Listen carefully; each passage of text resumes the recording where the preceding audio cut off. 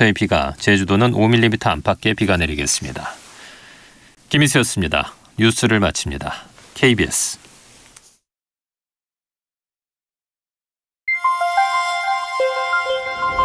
대한민국 중심 채널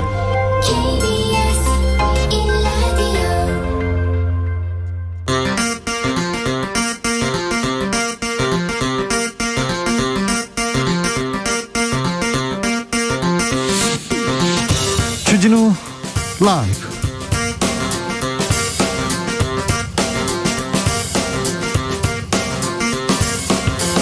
(2022년 2월 10일) 목요일입니다. 안녕하십니까, 주진우입니다. 집권하면 문정권의 적폐청산 수사를 하겠다. 국민의힘 윤석열 후보의 발언에 문재인 대통령이 강력한 분노를 표했습니다. 근거 없이 적폐로 몰았다, 사과를 요구한다. 그러자 국민의힘에서는 부당한 선거 개입이라고 반발했습니다. 민주당은 윤석열이 검찰공화국을 꿈꾸는 것이냐고 따져 물었습니다. 윤 후보의 적폐청산 발언, 과연 어떤 영향을 미치게 될지 강기정, 김재원 전 청와대 정무수석과 짚어보겠습니다. 대선을 20여일 앞두고 이재명, 윤석열 후보 부동층 마음 잡기 위해서 사활을 걸었습니다. 이재명 후보는 통합정부론을 띄우면서 중도 보수 성향의 인사들 만남 이어갔습니다. 국민의힘 윤석열 후보는 단일화 카드 만지작거리고 있는데요. 당내에서는 수싸움 시작됐습니다. 그런데 안철수 후보는요, 누구와도 교감이 없었다면서 선거 패배하면 책임은 국민의힘이 있다고 외쳤습니다. 단일화와 그리고 중도층 표심 어떻게 변하고 있는지 여론과 민심에서 다뤄봅니다.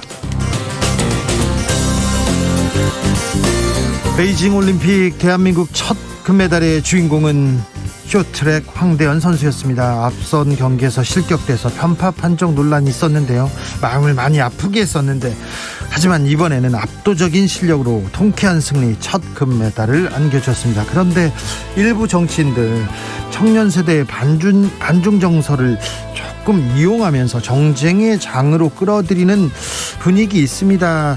반중 정서 어떻게 봐야 할까요? 철학의 맛에서 고민해 보겠습니다. 나비처럼 날아 벌처럼 쏜다. 여기는 주진우 라이브입니다.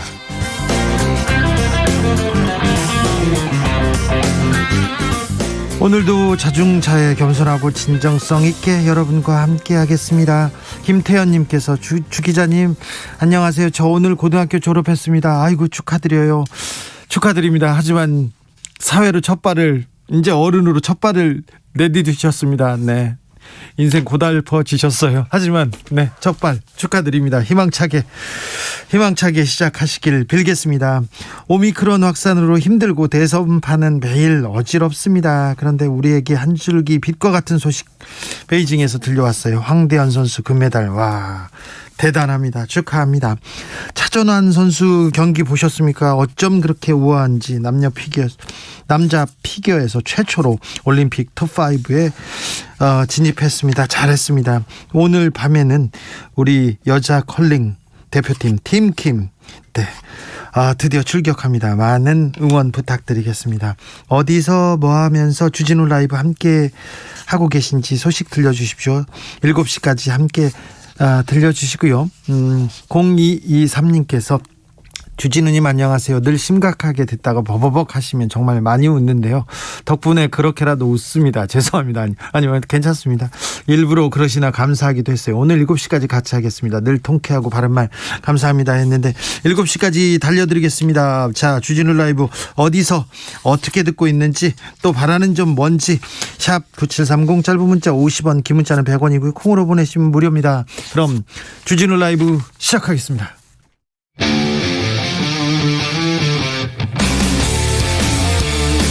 탐사보도 외길 인생 20년. 주 기자가 제일 싫어하는 것은?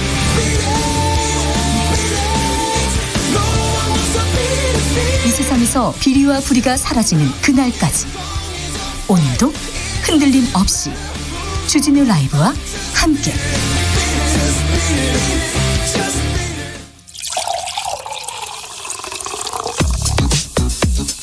진짜 중요한 뉴스만 쭉 뽑아냈습니다. 줄 라이브가 뽑은 오늘의 뉴스 주스. 정상근 기자 어서 오세요. 네, 안녕하십니까. 코로나 확진자가 오늘은 5만 명을 넘었네요. 네, 54,122명이 나왔습니다. 네. 어제보다 4,500명 이상 많아지면서 처음으로 5만 명을 넘겼고요. 역대 최대 확진자 수 기록을 또 넘어섰습니다. 네.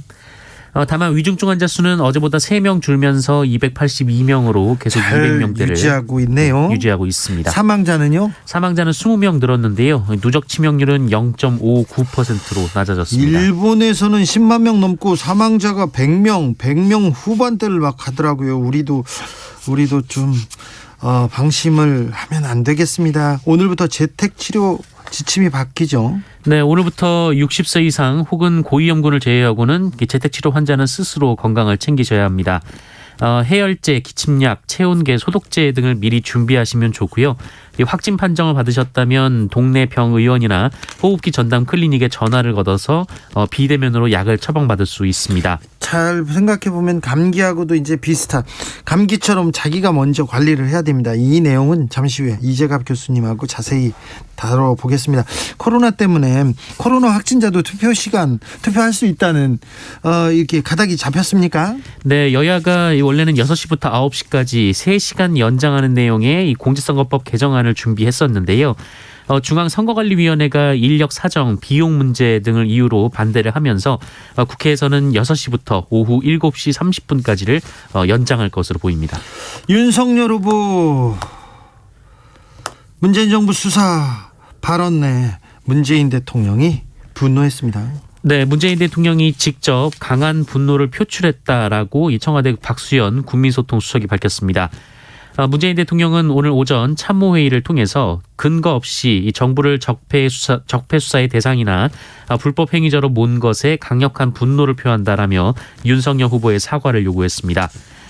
문재인 대통령은 윤석열 후보 본인이 중앙지검장, 검찰총장으로 재직을 했는데 그때는 이 정부의 적폐가 있는데도 못 본 척을 했단 말인가 라면서 아니면은 없는 적폐를 기획사정으로 만들어내겠다는 건지 대답해야 한다라고 말했습니다. 국민의힘에서는 선거 개입이라고 펄쩍 뛰고 나섰습니다. 네, 국민의힘 이양수 대변인은 윤석열 후보는 평소 소신대로 검찰의 정치적 중립, 법과 원칙, 시스템에 따른 수사 원칙을 강조했을 뿐이다라면서 민주당이 발언 취지를 곡해했다라고 주장했습니다.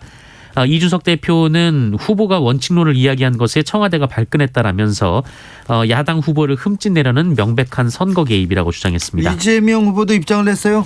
네, 이재명 후보는 윤석열 후보를 향해 보복이 아니라 이 통합의 길로 가시길 참으로 진심으로 권유드린다라고 말했습니다.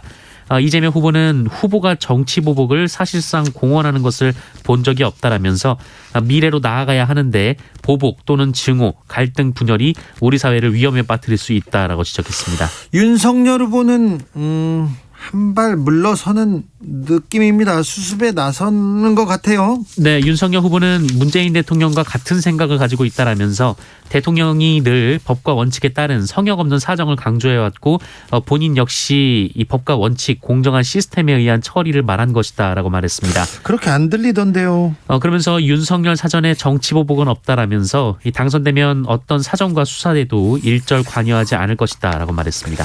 이 문제가 또 중요한 변수로 떠올랐습니다. 이 문제에 대해서는 강기정 전 수석한테 자세히 물어보겠습니다. 윤석열 후보의 입장은 김재현 최고위원한테 물어보겠습니다. 오늘 문재인 대통령의 언론 인터뷰가 공개됐습니다. 네, 문재인 대통령은 연합뉴스를 포함해 세계 7개 통신사와 서면 인터뷰를 했습니다. 이 인터뷰에서 문재인 대통령은 부동산 분야에 대해서는 임기 내내 가장 무거운 짐이었다라고 했고요. 네. 정치 분야 관련해서는 한국 사회에서 젠더 갈등이 청년층 사이에서 더욱 두드러지게 나타나는 것은 심각한 일이다라면서 이것은 기성세대의 책임이지 남성 탓 또는 여성 탓이 아니다라고 말했습니다. 네. 또 자신은 퇴임 후 잊혀진 사람으로 남겠다면서 이 전직 대통령으로서 사회적인 활동도 구상하지 않고 있다라고 말했습니다. 남북 문제 관련해서는 유종의 미를 거뒀으면 좋겠지만 적어도 여건을 성숙시켜 차기 정부에 넘겨두고 싶다라고 했고요. 이 종전선언은 한미 간의 문안 일치를 이루었으나 임기 내의 선언은 지나친 욕심일 수 있겠다라고 말했습니다. 그리고 정치 관련된 발언도 있었는데요. 노무현 전 대통령의 재임 중 탄핵과 후폭풍 그리고 퇴임 후에 비극적인 일을 겪고도 우리 정치 문화는 근본적으로 달라지지 않았다고 좀 안타까움을 표하기도 했습니다. 김건희 씨의 도이치모터스 주가 조작 개입 의혹 관련해서 매우 중요한 보도가 나왔습니다. 네, KBS 보도입니다. 김건희 씨 도이치모터스 주가 조작 연루 의혹을 수사 중인 검찰이 김건희 씨의 이 주식 거래 내역을 확인했다라는 보도입니다. 예. 윤석열 후보 측은 김건희 씨가 도이치모터스에 투자를 한 것은 맞지만 이 주가 조작 범행 이전의 일이었기 때문에 김건희 씨는 아무 상관없다라고 말한 바 있는데요. 그렇게 줄곧 주장하고 있습니다. 네, 이 관련 계좌도 공개를 했습니다만 이 추가 계좌 공개는 거부한 상황입니다. 네, 기간이 조금 제한적이었죠. 네, 하지만 어제 KBS는 윤석열 후보 측이 주장했던 이 김건희 씨가 이른바 주가 조작 선수 이모 씨와 관계를 끊었다던 2010년 5월 이후에도 김건희 씨의 명의로 주식 계좌로 도이치모터스 주식이 활발히 거래됐다라고 보도했습니다. 윤석열 후보 측이 공개했던 신한증권 계좌가 아니라 이 DS 대신 미래에셋 등 다른 증권사 계좌로 거래가 이루어졌다고 합니다. 네. 2010년 10월부터 2011년 3월까지 40여 차례에 이르렀다라고 하고요. 특히 매수자와 매도자와 짬짬이 해서 이 주식 거래가 활발한 것처럼 꾸미는 통정거래 수법으로 의심이 된다고 합니다. 이를 위해 김건희 씨는 모친 최은순 씨 그리고 자기 계좌 간 거래도 했다라고 KBS는 보도했습니다. 이에 검찰이 지난달 김건희 씨에게 비공개 소환을 통보했었는데요. 당시 김건희 씨는 소환에 응하지 않았습니다. 주가 조작을 한 이모 씨하고 관계를 끊어서 그 이후에 있었던 일을 모른다고 얘기했었는데 그러면 사실과 다른 얘기를 했다는 건데요. 5월 이후에도 자기가 계속해서 이 계좌에서 거래를 했다는 거면 매우 중요한 보도가 나왔습니다. 이 문제도 좀 자세하게 짚어봐야 될 것 같습니다. 국면이 달라졌다고 볼 수도 있습니다. 민주당에서는 국민의힘이 여론 조작을 하고 있다고 주장하고 나섰어요. 민주당이 조직적으로 댓글 조작을 공모하고 실행해서 여론을 왜곡했다면서 국민의힘 선대본부 그리고 신남성연대 관계자들을 검찰에 고발했습니다. 이들은 윤석열 후보 당선을 조직적으로 지원하기 위해서 이 신남성연대라는 조직을 설립하고 언론 정화팀이란 이름의 댓글 부대팀을 운영했다. 민주당이 이렇게 주장을 하고 있습니다. 네. 지켜보시죠. 어떤 내용이 나오는지. 윤석열 후보 고등학교 관련한 발언으로 논란이 되네요. 네, 윤석열 후보는 어제 방송인 홍진경 씨가 진행하는 유튜브 채널 공부왕 찐천재 홍진경에 출연했는데요. 이 자리에서 고등학교를 기술고, 예술고, 과학고 등으로 나눠야 한다라고 발언했습니다. 네. 교육의 다양성을 키워줘야 한다라는 발언 취지였는데요. 그런데 이미 그렇게 하고 있어서 아니 예고도 있고 과학고도 있고 기술고등학교도 있고 이거 한 30년 전에 생긴 거 아닙니까? 네, 논란이 이어지자 국민의힘 선대본부 측은 입장문을 통해서 지금 특수목적고는 높은 학비, 치열한 경쟁으로 들어가기 어렵다라며 이 공교육 차원에서 학생들의 다양한 재능을 살릴 수 있도록 길을 열어야 한다는 후보의 평소 소신을 밝힌 것이다 라고 말했습니다. 얘기를 하고 또 뒤에서 또 이렇게 설명을 해야 되는 그런 구조는 또 계속되고 있네요. 장하성 전 주중대사와 김상조 전 청와대 정책실장이 펀드를 들었어요. 네, 판매 2년 만에 환매 중단된 사모펀드인 디스커버리 펀드를 운용한 사람이 이 장하성 주중대사의 동생 장하원 씨다라고 어제 SBS가 보도했습니다. 그런데요. 이 펀드에 장하성 대사 그리고 김상조 전 청와대 정책실장이 투자를 한 사실이 전해졌습니다. 이 디스커버리 펀드는 환매 중단으로 엄청난 피해자를 만들었던 그 펀드 아닙니까? 사기 혐의로 조사받는? 네, 사기 혐의로 현재 조사 중이고요. 피해액만 2,500억 원이 넘습니다. 그런데 경찰이 수사를 하다 보니 여기에 VIP 명단이 있었고 장하성 대사와 이 김상조 전 실장의 이름이 있었다라는 겁니다. 네. 특히 장하성 대사는 여기에 60억 원을 투자한 것으로 전해졌고요. 특히 이 다른 펀드 투자자들은 만기 전에 환매가 불가능한 폐쇄형 펀드로밖에 가입을 할 수 없었는데 이 VIP들은 자유롭게 돈을 뺄 수 있는 개방형 펀드로 판매한 것은 아닌가 이렇게 의심이 되고 있습니다. 하지만 디스커버리 자산운용 측은 투자자 명단을 따로 받지 않았고 이 투자자 정보는 판매사로부터 익명 처리된 숫자로만 받았다라고 밝혔습니다. 청와대에 계실 때 그분들이 지금 펀드에 들었습니까? 펀드에 투자했습니까? 이거 재산 신고는 제대로 했나요? 네, 재산 신고는 이루어졌는데요. 다만 장하성 주중대사는 부실 사고가 발생한 펀드 투자 관련해서 사고 이후 일체 환매를 신청한 사실이 없고 환매금을 받은 사실도 없다라고 말했습니다. 돈을 돌려받지 못했다라는 건데요. 필요하면 추가로 소명하고 조사도 받을 것이다라고 밝혔습니다. 김상조 전 정책실장도 심려를 끼쳐 송구하지만 이 공직자 재산 등록 시 투자 내역을 성실히 신고하였고 공직자로서 관련 법령상 의무를 위배한 바 없다라고 밝혔습니다. 그래요. 조금 공직자들이 국민을 위해서 일을 열심히 해야 되는데 아무튼 이런 문제가 불거진 것은 아무튼 송구하다. 이렇게 공직의 몸을 담았던 사람으로서 심려를 끼쳐 송구하다고 사과는 했습니다. 근데 조금 더 명확한 조사가 필요한 것 같습니다. 고 김용균 씨 사망 원청업체 한국서부발전이었죠. 사장에게 무죄가 선고됐네요. 네, 법원은 원청업체인 한국서부발전 김병숙 전 사장에게 무죄를 선고했습니다. 김병숙 전 사장이 컨베이어 벨트 관련 위험성이나 한국발전기술과의 위탁 용역 계약상 문제점을 구체적으로 인식했다고 보기 어렵다라는 게 법원 판결입니다. 사장이 거기까지 알았겠어요? 그 컨베이어 벨트 그 안전 상황까지 거기까지 체크했겠습니까? 다만 하청업체인 이 백남호 전 한국발전기술 사장에게는 징역 1년 6개월에 집행유예 2년, 그리고 서부발전 관계자 7명에게는 징역 1년 6개월에서 금고 6월에 집행유예 2년, 한국발전기술 관계자 3명에게는 징역 1년 6개월에서 금고 10월이 각각 선고됐습니다. 네, 안타깝네요. 이 부분은 저희가 또 자세하게 또 다루겠습니다. 베이징 올림픽에서 첫 금메달이 나왔습니다. 오래 기다렸네요. 네, 첫 금메달은 황대현 선수입니다. 네. 석연치 않은 판정 논란으로 아픔을 겪었었는데요. 황대현 선수는 9바퀴 남기고 급격히 스피드를 끌어올려서 단숨에 1위로 올라섰고요. 압도적으로 1등으로 치고 나가더군요. 네, 4바퀴를 앞두고는 오히려 스피드를 올리는 강인한 체력을 보여줬습니다. 황대현 선수 개인으로서도 첫 올림픽 금메달이고요. 그리고 결승에 함께 진출한 이준서 선수는 5위, 그리고 부상에도 투혼을 발휘했던 박장혁 선수 7위 기록에 올랐습니다. 모두 잘했습니다. 주스 정상근 기자 함께했습니다. 고맙습니다. 오늘부터 코로나 셀프 방역이 본격적으로 시작됩니다. 고위험군 확진자를 제외하고 앞으로 코로나에 확진되면 스스로 건강관리 해야 되는데요. 새 재택치료 체계가 가동됐다고 이렇게 보시면 됩니다. 궁금한 점이 많은데요. 재택치료 어떻게, 기간은 어떻게 하고 미리 어떤 약 준비해야 되는지 물어보겠습니다. 이재갑 한림대 강남성심병원 교수, 안녕하세요. 네, 안녕하세요. 교수님, 오늘 네. 5만 명 넘었습니다. 확진자 증가세 어떻게 보고 계십니까? 앞으로 얼마나 더 증가합니까? 지금 2주 전부터 계속 주간 단위로 2배씩 늘어나고 있는 상황이거든요. 네. 그래서 다만 정부 차원에서도 확진자가 너무 늘어나다 보니까 우리가 잘하던 여러 가지 방역의 여러 원칙들을 이제 가동 못하고 시작을 했고, 거리두기는 강화를 안 했고, 이러기 때문에 확진자 규모는 아마 지금 속도가 계속 붙는 상황이 되지 않을까. 그래서 여러 수학적 모델링 결과 보면 2월 말에 당연히 10만 명은 넘을 것 같고, 그 이상의 숫자도 나올 수 있다. 이렇게 예측을 하고 있습니다. 10만 명 이상 확진자가 나온다고 지금 대비해야 됩니까? 지금 정점이 아닙니까? 네, 이제 지금 유행이 시작됐다고 보시는 게 맞습니다. 유행이 시작됐다고요? 5만 명인데? 네, 예. 10만 명은 생각해야 됩니까?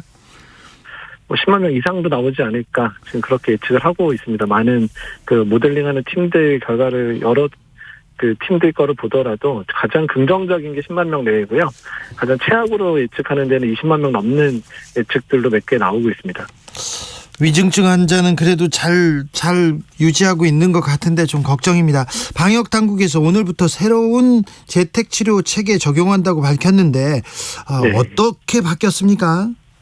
일단 이제 연령별로 구분을 하기 시작했는데요. 일단 네. 60세 이상하고 50대 중에서는 이제 코로나의 위험도, 고위험이라고 된 분들만 현재 재택치료 중에서 의료기관이 직접 연락을 해서 하루에 2번씩 연락해서 관리를 하게 되고요. 네. 나머지 분들은 일단은 이제 본인 스스로 이제 증상을 체크하시다가 상태가 안 좋으면 일단 이제 동네 병의원에 연락을 하거나 또는 상담센터라고 지정된 병원들이 있거든요. 네. 거기에 연락을 해서 본인 증상을 상담하고 필요하면 약을 처방받는다든지 또는 입원을 상의한다든지 이렇게 해야 되게 지금 조정이 됐습니다. 어떤 분들은 진정한 각자 도생이다 이렇게도 지적하던데 전문가가 보시기에는 어떻습니까? 이 체계는? 그러니까 지금까지 우리나라는 국가 차원에서 또는 이제 의료기관 차원에서 관리를 좀 열심히 해드린 상황이었죠. 사실 델타 이전까지만 해도 대부분 생활치료센터나 입원해서 치료받았고 네, 델타 그렇죠. 이후에 재택치료 시작이 됐었고 근데 이제는 재택치료의 관리도 못 받는 상황들이 됐기 때문에 제가 좋아하는 단어는 아니지만 각자도생이라는 단어가 이제 회자되고 있던데 어쨌든 본인 건강은 본인이 지켜야 되는 상황들이 됐다라고 보시면 될 것 같습니다. 이제 그런데요, 좀 돌봄이 필요한 환자, 장애가 있는 분들, 1인 가구 이런 분들은 혼자서 치료 이것 쉽지 않은데요. 여기에 대한 좀 대비는 돼 있습니까? 네, 일단 연령과 무관하게요. 일단 혼자서 이제 격리된 상황에서 치료가 어려운 그룹에 대해서는 언제나 마찬가지지만 일단은 생활치료센터라든지 아니면 병원에 입원해서 치료하는 건 당연히 열려 있습니다. 그리고 그 부분은 역학조사 과정에서라든지 또는 보건소와 논의 과정에서 말씀을 하시면 일단 우선적으로 그런 분들은 입원 또는 생활치료센터에서 치료받도록 조정을 하고 있습니다. 정부가 확진자 관리나 치료를 포기한 건 아닌가요? 사실 이제 코로나를 우리가 이제 심각한 질환으로 여겼기 때문에 정부 차원에서 관리를 철저히 했었던 건데요. 네. 우리가 이제 코로나 이전 생각하면 독감 걸렸다고 해서 병원이나 보건소에서 많이 아프세요 사실 전화해 주셨던 적은 한 없죠. 번도 없었잖아요. 예. 그러니까 이제 확진자 규모가 너무 늘어나서 어쩔 수 없이 국민들한테 관리를 잘해드리던 부분을 포기할 수밖에 없는 상황은 매우 안타깝기는 한데 일단 이제 오미크론 자체가 중증 위험들이 젊은 층에서 높지 않다 보니까 이제는 조금은 이제 본인 스스로 이런 부분들을 이제 좀 조심하면서 살아야 된다는 부분들이 이제 논의가 되고 이제 시작이 됐다 보시면 될 것 같습니다. 자, 확진 되면 어떻게 하나 불안한 분들이 있는데요. 일단 참 뭘 준비해야 됩니까? 네, 일단 이제 저희가 재택치료를 젊은 층까지 했을 때 상황을 보면 대부분이 열이 나는 것 또는 목이 아프거나 이로통 때문에 많이 힘들어 하시거든요. 네. 그래서 일단 이제 아세토아미노펜 성분 같은 해열제 성분 또한 이제 브루펜 같은 이제 소염제 성분들은 집에 반드시 가지고 계시면 좋고 이런 성분들 헷갈린다 그러면 종합감기약을 좀 한 이제 며칠 일주일에서 2주 정도치를 좀 가지고 있는 것도 괜찮은 방법일 것 같고요. 또 열나는지 확인을 하셔야 되니까 일단 체온계는 집에 하나 정도는 반드시 가지고 있으시면 좋을 것 같습니다. 알겠습니다. 혹시 코로나로 지금 격리돼 있는 그 환자들에게 당부하시거나 치료할 방법이 있으면 좀 조언해 주십시오. 일단 이제 본인의 증상이 악화되는지 여부를 반드시 체크하셔야 되는데요. 네. 특히 38도 이상 고열이 3일 이상 지속된다든지 또는 기침이 너무 심해지면서 객혈이라든지 이런 게 나오거나 흉통이 심해진다든지 또는 호흡곤란이 생기는 건 다 위험수단입니다. 그래서 이런 경우는 바로 이제 상담센터 또는 동네 병원을 통해서 입원 가능 여부를 확인하시고 필요하면 이제 재택 외래 치료센터도 있으니까 폐사진 같은 것들 찍어본다든지 해서 일단 중증으로 진행하고 있는지 아닌지를 반드시 확인을 해주셔야 됩니다. 일단 그런 부분도 잘 신경 써주셔야 되고 또 특히 이제 좀 연세가 있으신 분들은 열이 나거나 이제 기침이 심하면 식사를 전혀 못하는 경우들도 있거든요. 그러면 전신 상황이 많이 나빠지니까 그런 경우에도 병원에 입원 필요한지 여부를 반드시 확인 받으셔야 됩니다. 네, 자기가 계속 잘 관리하고 체크는 해야 되겠네요. 네, 예. 9168님께서 어차피 셀프 치료를 해야 된다면 소상공인들 살 수 있도록 거리두기 완화해야 되지 않을까요? 이렇게 물어봅니다. 이거는 셀프 치료의 개념하고 거리두기를 완화하는 것도 다른 의미가 있거든요. 네. 그러니까 본인 스스로 치료를 해야 되는 거는 그래도 격리를 하고 있는 상황이니까 그런 격리를 통해서 유행이 확산되는 걸 막겠다는 측면이고요. 거리두기 자체는 현재 유행하고 있는 유행 규모 자체를 조절하기 위해서 하고 있는 거거든요. 만약에 지금 상황에서 거리두기를 푼다면 10만 명, 20만 명이 문제 아니라 정말 100만 명까지도 올라갈 수도 있다고 생각을 하셔야 됩니다. 아, 그렇습니까? 예. 일부 대선 주자들이 영업시간 폐지하자 이렇게 요구하고 있습니다. 안철수 후보는 3밀 규정 준수한 업체는 그냥 영업시간 시간 제한 다 폐지하자고 얘기했는데요. 이재명 후보도 영업시간 자정까지 늘리자고 했고요. 어떻게 보십니까? 일단 이제 방역 방역을 완화하고 있는 국가들의 상황을 보고 이제 결정을 하셔야 되는데 이미 정점을 찍어서 유행이 어느 정도 꺾이기 시작하고 중증 환자나 사망자가 많이 증가되지 않는 게 확인된 국가들이 그런 얘기를 하고 있지 우리나라처럼 이제 유행이 악화되고 있고 유행의 악화의 끝이 어딘지를 모르는 국가는 아직 그런 거를 하긴 너무 섣부른 상태라고 생각이 듭니다. 그래서 일단 지금 저희가 제일 걱정하는 거는 대선 즈음이 가장 힘든 상황이 될 거로 예상을 하고 있거든요. 네. 그러니까 일단 대선 지나고 정권을 잡으신 분이 그때 이제 완화가 되고 어느 정도 이제 정점 지나고 안정이 되면 그때 그런 얘기는 그때 꺼내주셨으면 좋겠습니다. 그러면 대선 즈음에 3월 초중순에 정점이 온다고 그렇게 보고 계신 거죠?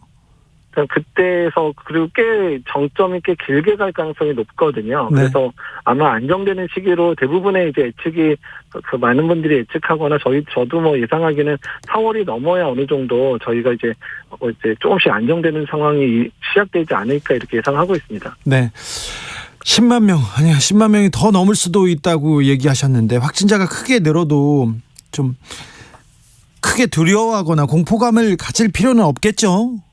네, 일단은 뭐 이제 오미크론 자체가 아주 중증으로 가는 분들은 일부 미접종자분들이나 연세가 많으신 분들 중심으로 중증으로 가기 때문에 정품 건강한 분들은 남한테만 전파를 안 시키면서 본인 스스로 보호하면 잘 이겨내실 수 있기는 하거든요. 네.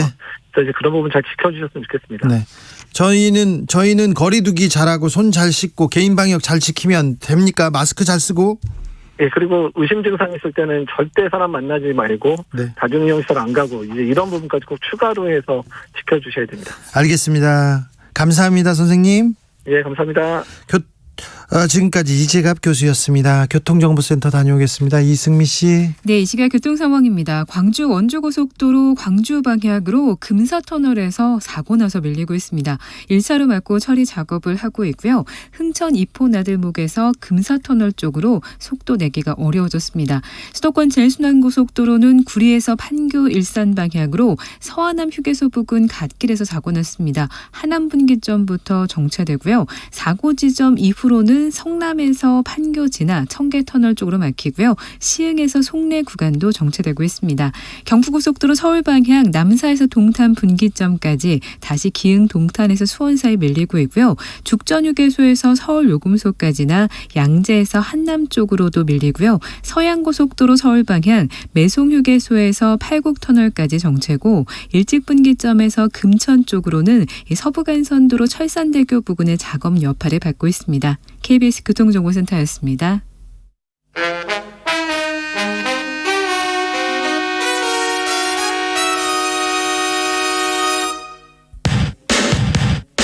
주진우 라이브 돌발 퀴즈.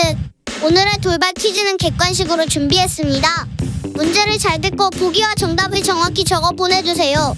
어제 방탄소년단의 멤버인 이 사람이 본인의 SNS에 황대현 선수의 금메달 축하 글을 올렸습니다. 지난 남자 쇼트트랙 경기에서 황대현 선수에 대한 판정이 아쉽다는 글을 올린 후 이 사람의 SNS에 중국 누리꾼들이 찾아와 구토 이모티콘을 쏟아내기도 했는데요. 이 사람은 황 선수의 금메달 획득 장면을 올린 후 리스펙이라고 적어 존경과 축하를 전했습니다. 자, 여기서 문제 드릴게요. 방탄소년단의 리더로서 유엔에서 막힘없이 영어로 연설의 박수를 받기도 했던 이 사람은 누구일까요? 보기 드릴게요.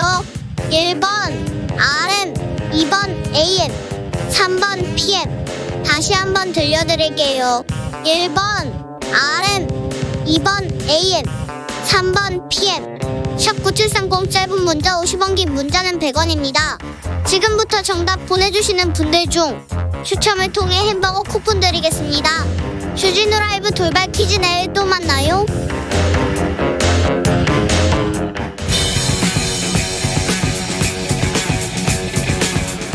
전직 청와대 정무수석 둘이 뭉쳤다. 여당 야당 수석 크로스. 김재원의 원, 강기정의 기, 원기옥. 냉철하고 확실한 분석, 주진우 라이브 특급 조합입니다. 강기정 전 청와대 정무수석, 어서 오세요. 네, 오랜만입니다.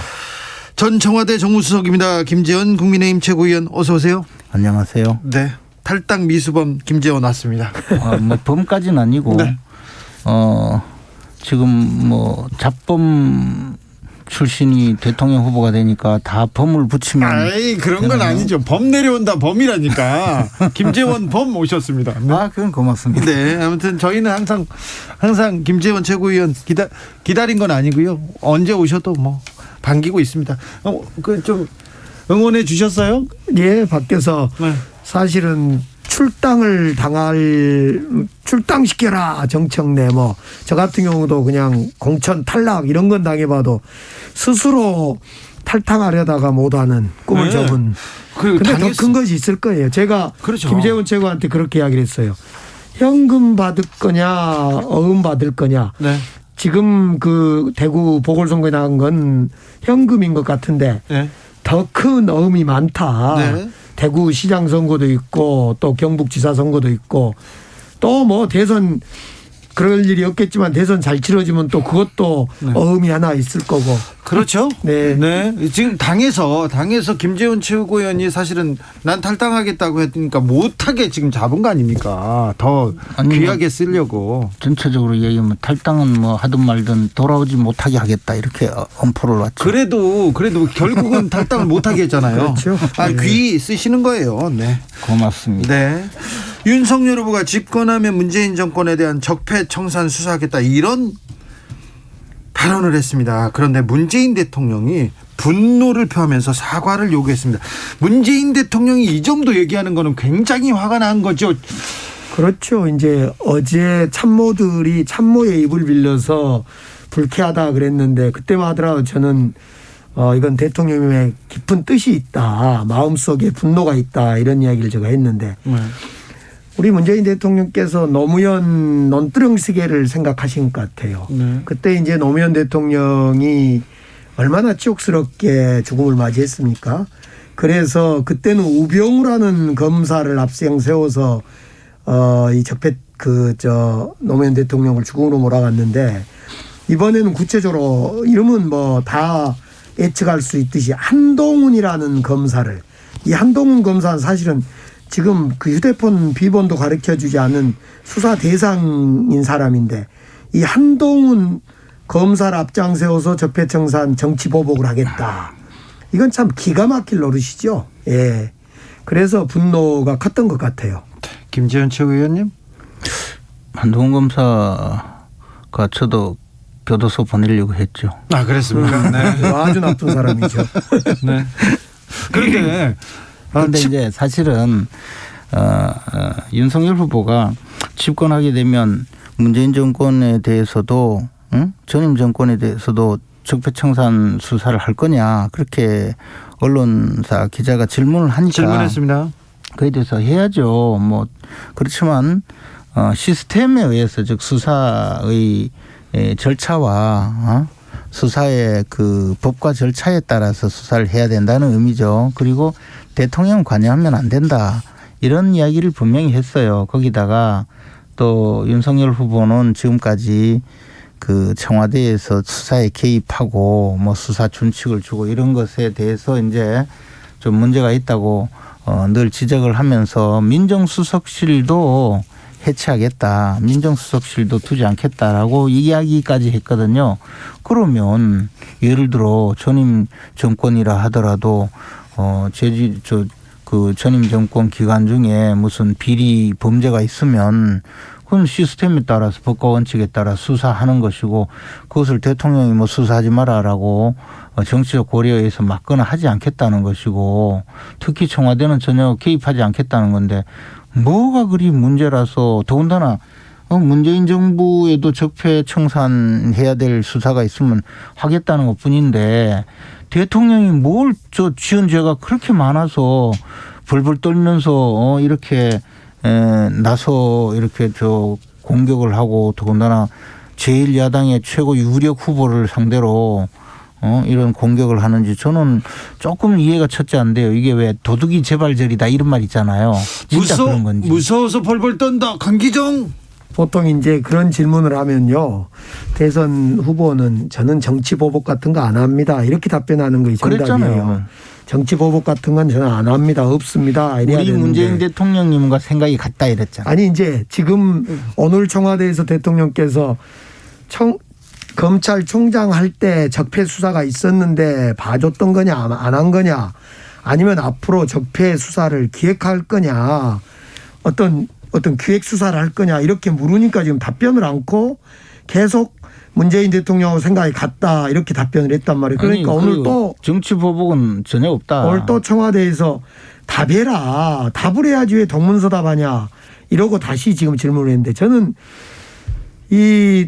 우리가 노무현 대통령의 논두렁 시계를 기억한 국민들은 어제 윤석열 후보의 발언을 보고 당위적이고 언론적인 이야기가 아닌 검찰을 앞세워서 그것도 다른 검찰이 아닌 박근혜 세력, 박근혜 잔당 그리고 탄핵의 어떤 대상이 됐던 그 사람들이 지금 윤석열이라는 검사를 대선 후보로 세워서 정권 교체라는 큰 어떤 반문 정권 교체를 향하고 있는 마당에 나온 이야기이기 때문에 이 이야기를 들은 국민들은 누구나요. 저도 처음 들을 때 그랬는데 이건 윤석열 후보가 만약 대통령이 되면 제2의 논두렁 시계를 만들어내겠다는 거구나라는 거 느끼지 이거 뭐 죄 있는 사람 죄 받아라라는 이야기는 아니다라고 느낀 거죠. 자, 그런데 부정부패에 대해서는 수사를 해야죠.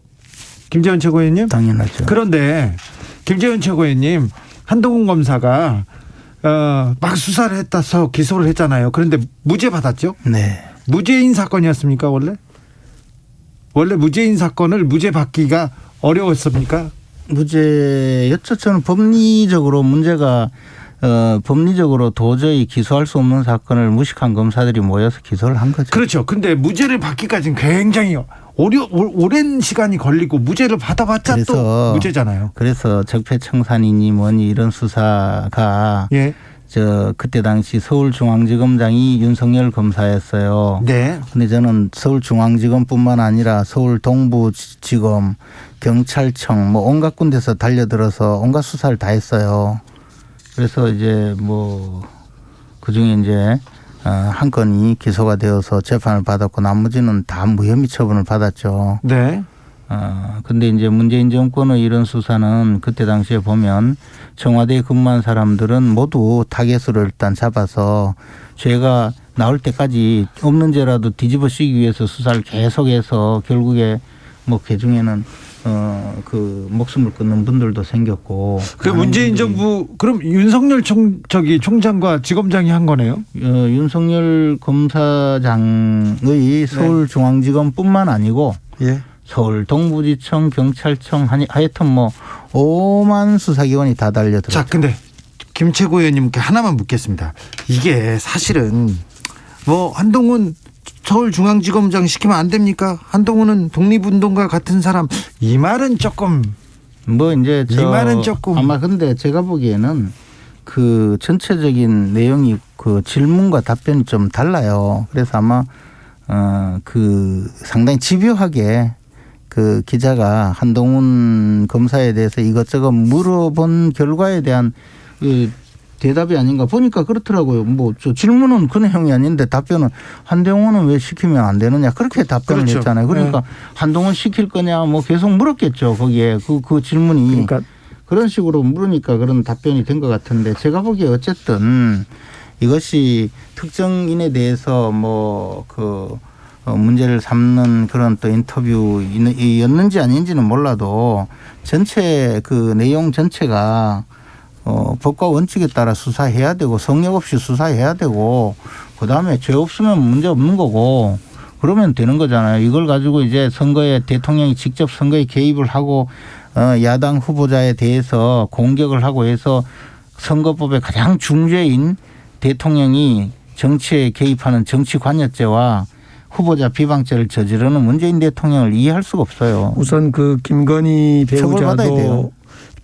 배우자도 그 인터뷰 언론 녹음의 파일에 의하면 정권 잡으면 검찰이 가만히 안 둘 거다 이런 이야기도 했고 경찰이 알아서 다 기소한다. 검찰이 알아서 할 거다라고 검찰이 알아서 하는 거죠. 경찰이 알아서 한다고 검찰이 했죠. 그러니까 그거를 대통령이 뭐 누구 해라 말아라 하는 것이 아니고 그러면서 그 말만 한 게 아니라 두고 봐라 뭐 이런 이야기도 해요. 아무튼 윤석열 후보도 이제 검찰 출신으로 그런데 저는 만약 지금 김재원 최고위원님 말씀처럼 그렇게 그런 의도였다면 이제쯤은 윤석열 후보가 실수였다고 인정하고 사과해야 된다고 봐요. 오늘은 한 발 뒤로 그래요? 나셨어요? 자꾸 이걸 그거였어요. 사과하라고 그러는데 자꾸 이걸 선거 개입이 덕택이 찌우려고 자꾸 대통령이 선거 개입한다 어쩐다.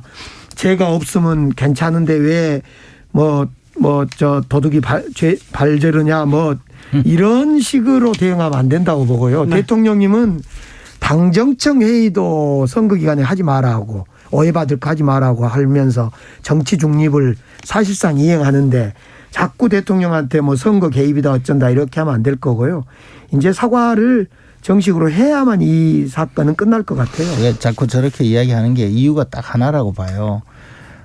이재명 후보의 지지율이 사실은 문재인 대통령의 지지율만큼도 안 된단 말이에요. 그리고 친문 그 핵심 세력들 중에 상당수가 이재명은 지지할 수 없다. 차라리 윤석열이라도 지지하자. 이런 분들도 있잖아요. 그분들을 제가 이야기를 들어보니까 이 내용이 이거더라고요. 이재명 저분은 워낙 위험하다. 이재명은 정말 대통령이 되면 위험해서 차라리 공정하고 정의로워 보이는 윤석열이 낫겠다. 이런 그냥 단순한 생각이에요. 근데 이제 이번에 그분들의 지지를 받아야 되니까 그분들이 이제 친문 핵심 세력들이 다 이재명으로 몰아가게 하기 위해서 봐라 윤석열이 더 위험하다. 이재명이 역시 문재인 대통령을 지켜줄 수 있다. 그러니 윤석열이 되면 문재인 대통령이 위험하니까 우리 다 이재명 지지해라. 지금 그런 이야기를 하기 위해서 계속 자해 공갈을 하고 있는 거예요. 지금 대통령이 고도의 노림수로 아니 대통령께서 그 정도 노림수보다 지금 우리 강기정 수석처럼 정무 감각이 탁월한 이런 분들부터 시작해가지고 특히 이해찬 대표 같은 분은 워낙에 그 경험도 많으시잖아요. 그러니까 거기다가 감히 문재인 정권을 이런 이야기까지 하시는 것 전체가 보니까 친문 핵심 세력들 이재명을 지지하지 않는 그런 친문 핵심 세력들에게 이제 우리 인의를 보호하기 위해서는 이재명을 찍어야 된다 이런 지령을 내리고 있는 거예요. 어제 그 발언을 듣고 다 노무현 대통령을 지키지 못하는 지몬미를 생각했을 거예요. 그러니까 당연히 그렇게 연상됐다면 그것은 윤석열 후보가 실수한 거고 빨리 사과해서 그러면 문재인 후보를 좋아한 사람들이 이재명 후보를 안 찍은 사람을 분리시켜내야 되겠네요. 아니 그래서 그럼 빨리 사과해야 되겠네요. 오늘 윤석열 후보가 말씀하셨잖아요. 우리 문재인 대통령인가? 언제부터 우리입니까? 우리 문재인 대통령인가? 나는 생각이 다르지 않다. 똑같다. 그렇게 이야기하자니 그러니까 존경하는 친문 핵심 우리가 그런 분들 말고 그분들 중에서 혹시라도 이번 일로 마음을 다치셔서 이재명 후보를 지지할 생각이 있으신 분은 역시 사태를 정확히 파악하시고 그냥 계셔도 됩니다. 자, 우리는 윤 후보가 잘 쓰는 말인데 수식어 잘 붙이는 말인데 우리 문 대통령과 똑같은 생각이다. 정치 보복 없다. 사전에 얘기를 했는데 생각이 똑같지는 않은 것 같습니다. 생각은 차이가 많이 나지 뭘 또 우리 대통령 말은 그렇게 합니까? 우리 대통령님과 생각이 똑같아요. 생각이 똑같으면 그렇게 지금 상대당에 가서 약탈 얘기하고 막 그렇습니까? 그건 너무하잖아요. 윤석열 총장이요. 총장 시절에 조국 관련해서 할 때도요. 나는 문재인 대통령의 문재인 대통령을 지키기 위해서 인사권에 관여한다. 이렇게 이야기했어요. 사실 문재인 대통령 지킨다는 말 제일 많이 하고 지금. 그래요. 그런데 제일 등에. 그러니까 문재인 대통령을 전부 망치려는 세력들이 전부 도처에 득식을 한다고. 자, 오늘 물어볼 게 많아요. 오랜만에 나오셔서 이제 여기까지 하겠습니다. 8372님께서 수고보습니다. 이제 정치보복은 그만해야 됩니다. 제발 아름다운 퇴임한 대통령 보고 싶습니다. 얘기하고요. 7466님 윤석열 후보는 말 조심할 필요가 있어요. 이거 애정 있는 분들이 지금 이렇게 얘기하고 계세요. 4928님 대통령께서는 그렇게 화를 내실 일은 아닌 것 같습니다. 잘못한 것이 없으면 되는지요. 이런 분도 있고요. 4651님 한동훈 검사장 안 치면 민정수석실 없애도 하이패스로 바로 보고되는 체계 만들겠다는 계획은 아닌지요. 이렇게 얘기합니다. 자, 간단한 거 몇 개만 물어보겠습니다. 그래서 단일화는 어떻게 됩니까? 짧게 부탁드립니다. 단일화는 지금 본선에서 그러니까 지금 대통령 선거에서 윤석열 후보가 압도적으로 승리할 수 있는 가장 좋은 방법이거든요. 그런데요. 그래서 반드시 단일화를 이루는 것이 저는 가장 확실한 승리 방법이라고 생각하는데 다만 그 과정이 자칫 잘못해서 실패할 경우에는 이건 굉장히 국민들로부터 그렇죠. 분노와 절망감을 만들 수 있기 때문에 함부로 단일화에 들어가면 안 된다는 거죠. 특히 이제 안철수 후보께서는 꽤 조금 마음이 상했어요. 그 안철수 후보께서는 또 마음도 상하고 또 안철수 후보는 또 굉장히 좀 힘든 분이에요. 이 협상이. 그런 분에게 또 이렇게 자꾸 그 자존심을 손상하게 만드는 것은 좀 좋지 않다고 봐요. 우리가 안철수 후보도 정권교체의 주역이 되겠다고 하기 때문에 정권교체를 통해서 어떤 나라를 만들지 그걸 함께 논의하는 과정이 있어야 되는데. 안철수 민주당하고도 얘기하고 있습니까? 그렇죠. 윤석열 후보와 단일화는 윤석열 후보가 후보를 양보하는 단일화고요.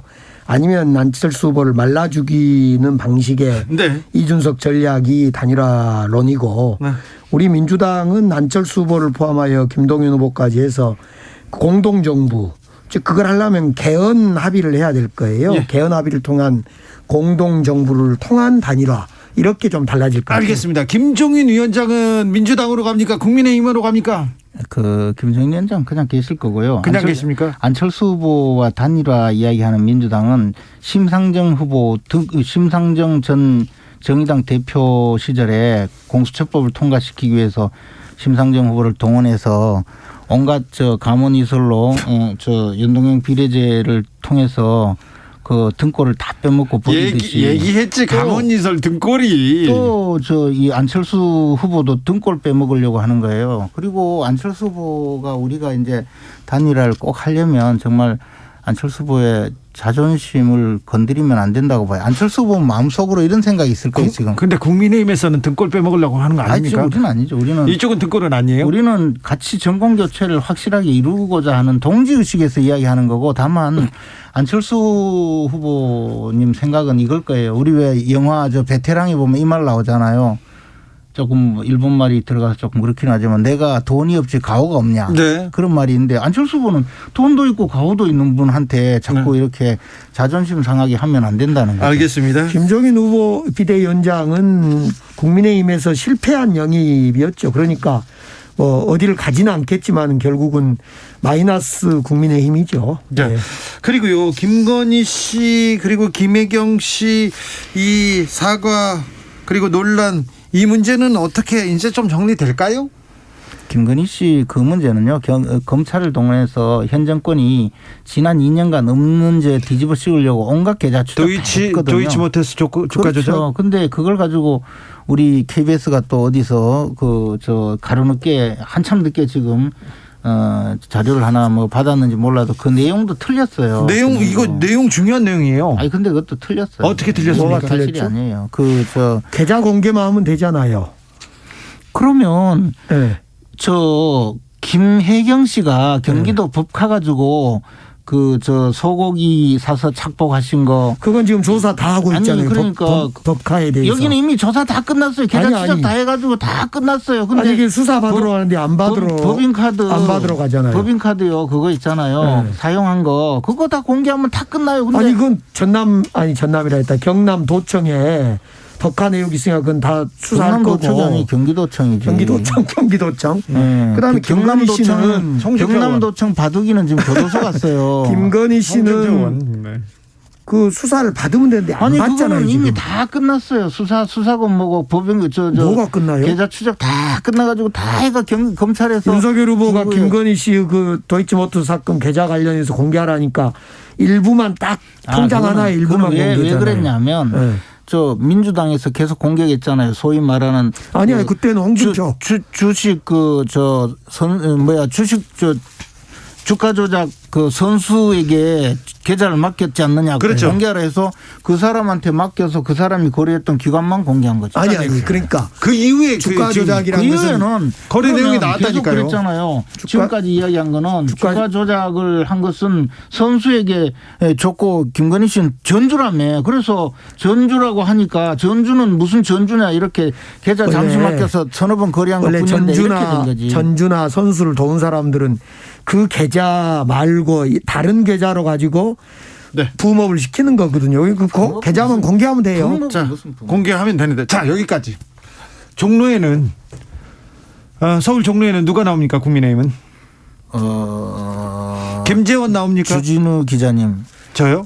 상처에 소금 뿌리지 마세요. 네. 저는 답변하기 싫습니다. 자, 대구시장으로 홍준표 의원 계속 얘기 나오는데 맞습니까?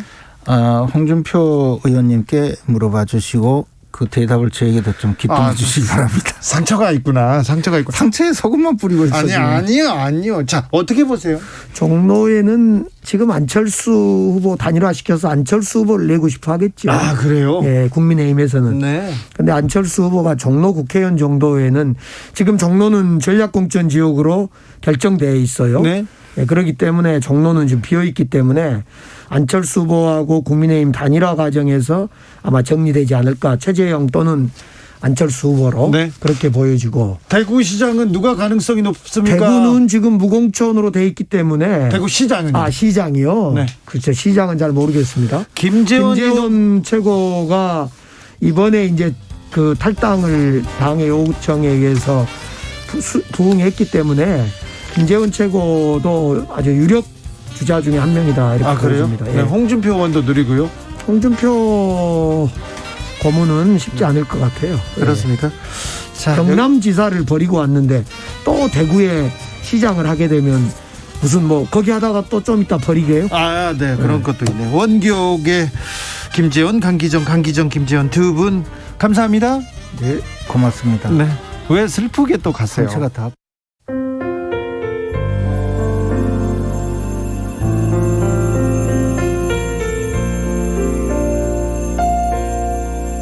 KBS 라디오 연중기획 희망충전 대한민국 468번째 이야기. 안녕하세요. 아나운서 이현주입니다. 유아교육을 전공하는 대학생 은정이는 3학년이 되면서 어린이집으로 실습을 다니고 있습니다. 온종일 아이들과 함께하다 보면 힘이 붙일 때가 많은데요. 그래도 은정이는 하루 중 아이들과 함께하는 시간이 가장 행복하다고 합니다. 어릴 때 부모님을 여의고 곁을 지켜주던 언니가 얼마 전 말없이 집을 나가면서 사람의 온기가 더 그리워졌기 때문인데요. 혼자서는 감당하기 어려운 빚을 남긴 채 몇 달째 자취를 감춰버린 언니. 어린이집 실습을 마친 은정이는 언니의 부채를 대신 해결하기 위해 다시 아르바이트를 하러 나섭니다. 원망스러울 때도 많지만 밥은 잘 챙겨 먹고 있는지 어디 아픈 데는 없는지 여전히 언니를 걱정하고 있는데요. 은정이와 언니가 다시 새로운 시작을 할 수 있도록 여러분이 따뜻한 온기를 전해주세요. 여러분의 따뜻한 손길이 희망의 빛이 됩니다. ARS 060-700-1580 060-700-1580 한 통화 3,000원으로 희망을 선물해주세요. KBS 라디오 연중기획 희망충전 대한민국은 초록우산 어린이재단, 인탑스 주식회사 그리고 청취자 여러분과 함께합니다. ARS 060-700-1580 한 통화 3,000원입니다.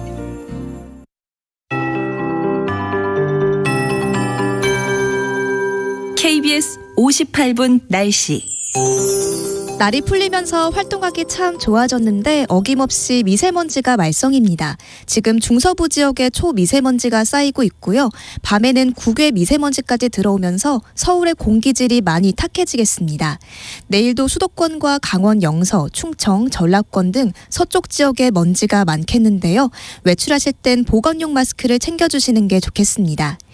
오늘 낮 동안 서울은 영상 6.7도, 대전 9.4도, 부산은 13도로 평년 기온을 3도에서 5도가량 웃돌았습니다. 내일은 아침에 서울이 영하 2도, 대전 영하 4도, 광주 영하 1도 등 오늘보다 약간 떨어지는 곳이 있지만 크게 춥진 않겠습니다. 한낮엔 서울이 8도, 강릉과 대전, 포항, 제주가 11도 안팎으로 한층 더 온화해질 텐데요. 아침 저녁으론 바람이 차갑기 때문에 큰 일교차에 유의해 주셔야겠습니다. 주말에는 서울의 아침 기온도 영상권으로 올라서겠습니다. 대기의 건조함은 여전합니다. 강원 영동과 경상권, 전남 동부, 일부 충북과 서울을 포함한 수도권까지 건조특보가 이어지고 있는데요. 다행히 일요일은 남부지방과 제주도에 비가 한 차례 지나겠고 강원 영동은 일요일부터 월요일 사이 비나 눈이 내릴 전망입니다. 지금 서울의 기온 영상 4.9도입니다. 박다효입니다.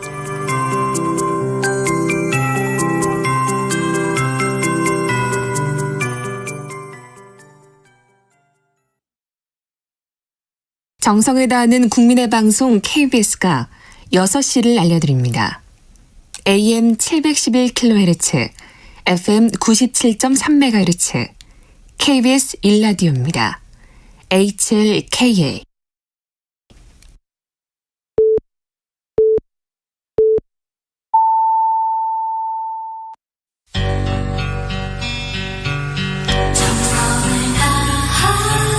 정성을 다하는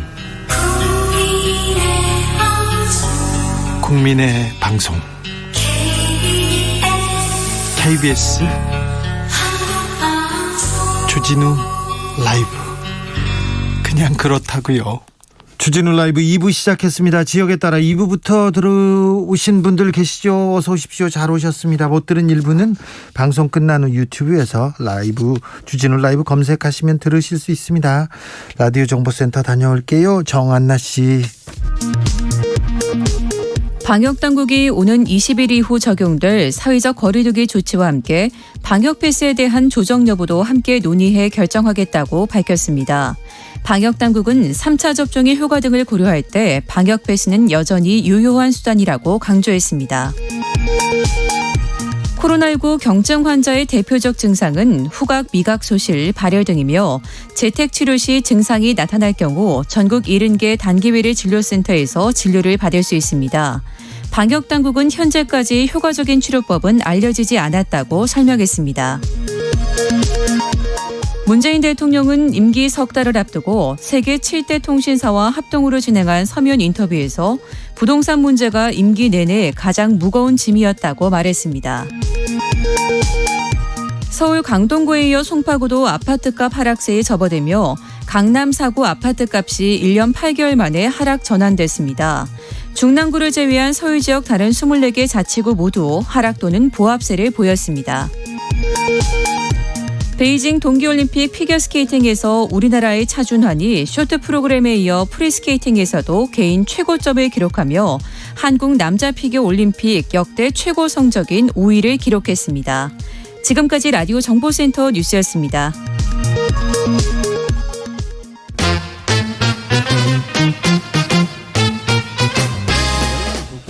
3월 9일 대선 어떤 후보를 대통령으로 뽑을지 결정하셨습니까? 민심이 움직이고 여론이 결정되는 D-27 여러분의 선택 미리 들여다보겠습니다. 2022 대선 전쟁 여론과 민심. 자, 여론조사계 최강조합을 모셨습니다. 윤찬 소장조합입니다. 이강윤 한국사회 여론연구소 소장, 어서 오세요. 안녕하세요. 배종찬 인사이트 K 연구소장, 어서 오세요. 안녕하십니까. 네. 지난번에 한번 설날에 한 번 모셨는데 네. 압도적인 지지를 열광적인 성원을 열광적이진 않은 것 같아요. 제가 더듬는 걸 보니까 이런 걸 일으켜서 주진우했다. 그렇습니까? 주진 들어간 거죠 우리가. 그런 건 아닌 것 같고요. 네. 여론 박사님입니다. 여론조사에 대해서는 박사님인데 궁금한 게 많아서 매주 대선까지는 명확하게 좀 여론과 민심을 읽어보도록 하겠습니다. 과거 대선과는 좀 많이 다릅니다. 네. 그죠? 네. 이렇게 또 박빙이고 누구도 확실한 우세를 점하지 못한 이런 경우는 드물거든요. 그렇죠. 네. 우선 딱 두 가지만 그냥 생각해 보면 각 후보 여기서 말하는 후보는 1, 2위 양강 후보입니다. 이재명, 윤석열 자신들의 전통적 지지표 결집이 아직 완료되지는 않았다. 견고한데 아직 완료되지 않았습니다. 다 모아지지는 않았다. 네. 두 번째, 이전 대선들에 비해서 부동층이 아직 조금 많은 편이고 그다음에 정했다 해도 지지 변경 가능하다고 답하는 그룹이 예전 대선들보다 많습니다. 아직 여지가 많군요. 네. 특히 중도 또는 2030에서도 정확히 얘기하자면 한 18세에서 34세 그룹에 지지 변경 가능하다라고 답하는 분들이 예전보다 좀 많이 잡힙니다. 여기는 매우 높죠. 네. 저도 이 소장님 말씀에 공감하면서 이전 대선과 가장 큰 차이는 이전 대선은 부동층은 부동층일 뿐이었거든요. 네. 근데 이번 대선은 부동층이 결정층. 예. 이번 선거의 성부층입니다. 그렇죠. 왜냐하면 이 10%가 투표를 할 거예요. 예. 근데 이들이 한 후보 쪽으로 갈 가능성도 열려 있다. 예. 그럼 이들이 결정하는 거에 따라서 대선 결과 달라지는 겁니다. 네. 그러니까 3월 8일도 달라질 수 있고 3월 9일도 달라질 수 있는 것이 이들의 표심이기 때문에 이들이 누구냐? M여중, MZ세대 여성 중도층인데 더 좁혀보면 30대, 40대, 50대 가정주부층. 엄마! 이 가정주부층이 이번 대선을 결정하는 거죠. 아, 그래요? 네. 가정주부층이 뭐 가정을 결정했는데 대선 결정한다. 이건 또 처음 들어봤습니다. 아니 가정 결정하고 남편 자식 다 결정했는데 대선 결정 못할 게 뭐가 있어요? 아, 그렇기도 하네요. 네. 그런 논리로 지금 나오신 거면 그렇습니다. 자, 아까 김재원 최고위원이 잠깐 뭐 방송 전에 얘기하다가 판세가 어떻습니까? 그런데 유리하다고 볼 수 없습니다. 왜요? 그랬더니 샤이 이재명이 맞습니다. 얘기하더라고요. 예. 샤이 이재명이 있습니까? 일부 있겠죠. 예. 그런데 샤이 이재명을 말한다면 샤이 윤석열도 있습니다. 샤이 윤석열도 좀 있겠죠. 예, 그래서 이를테면 샤이 어느 특정 후보가 있으면 여론조사에서는 잡히지 않다가 막상 개표 뚜껑을 까면 확 나타나는 거잖아요. 그거의 예. 대표적인 게 샤이 트럼프였죠. 샤이가 예. 처음 대통령 될 때. 그렇죠. 재선에 나왔다 떨어질 때 말고. 네. 그때는 샤이 트럼프가 있었어요. 네. 그런데 지금은 두 후보나 또는 후보 가족에 관한 뭔가 좀 석연치 않은 리스크들이 상당히 꼬리에 꼬리를 물었지 않습니까? 네. 기타 등등 그런 이유들로 해서 흔쾌히 자신의 지지 성향을 대놓고 밝히지는 못하는 사람들이 조금씩은 잡힙니다. 그런데 샤이 이재명만 있다면 그건 개표를 하면 변화 요소가 되겠죠. 근데 샤이 윤석열도 있기 때문에 정확히 그게 몇 %인지를 계측해내는 일은 거의 불가능에 가깝고요. 그러니까요. 샤이니까. 그래서 양쪽 다 샤이 그룹이 있기 때문에 저는 그게 유의미한 변수가 되지는 않을 거라고 봅니다. 근데 샤이 진보가 있다면 그들은 누구일까? 그러니까 수치상으로 데이터상으로 분석하는 게 맞을 텐데 대통령 지지율이 40%대 초반까지 나오는데 지금 이재명 후보의 평균 지지율이 그 정도 안 나오거든요. 네. 그 이야기는 대략 대통령 긍정평가에서 이재명 후보의 평균 지지율을 빼면 한 5, 6%포인트. 네. 근데 저는 중요한 게 이들을 그러면 샤이 진보라고 치자. 그러면 과연 이들이 투표소에 가서 이재명 후보를 기꺼이 또 반드시 찍을 것이냐. 그건 또 다른 이야기거든요. 게다가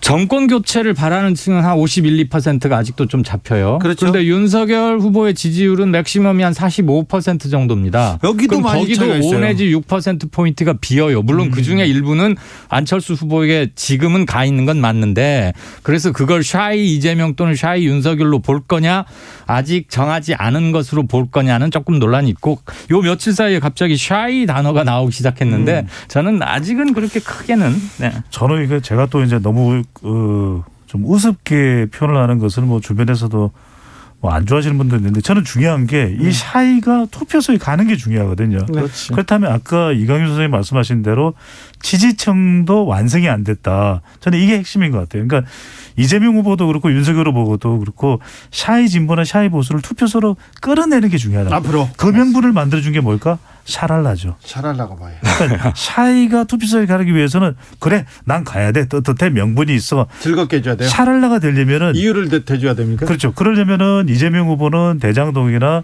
김혜경 씨 리스크를 해소해야 되는 것이고 윤석열 후보는 여전히 검찰총장 때 검찰개혁을 제대로 했었냐 이 꼬리표도 달려 있거든요. 그리고 김건희 씨 리스크가 끝날 때까지는 끝난 게 아니라 저는 이 혹을 누가 먼저 떼느냐 떼낼 수 있느냐에 달려 있는 그 거죠. 혹을 뗄 수는 있습니까? 샤랄라가 가능할까요? 쉽지가 않죠. 쉽지가 않아요. 샤랄라 실패한 걸로 하겠다고요. 그러면 1719님께서 샤이 안철수는요 이렇게 얘기하는데 안철수 후보는 좀 흐름이 어떻습니까? 안철수 후보는요. 지금 약 8%에서 11% 사이 그냥 얘기하기 좋게 한 9% 안팎 정도라고 칩시다. 네.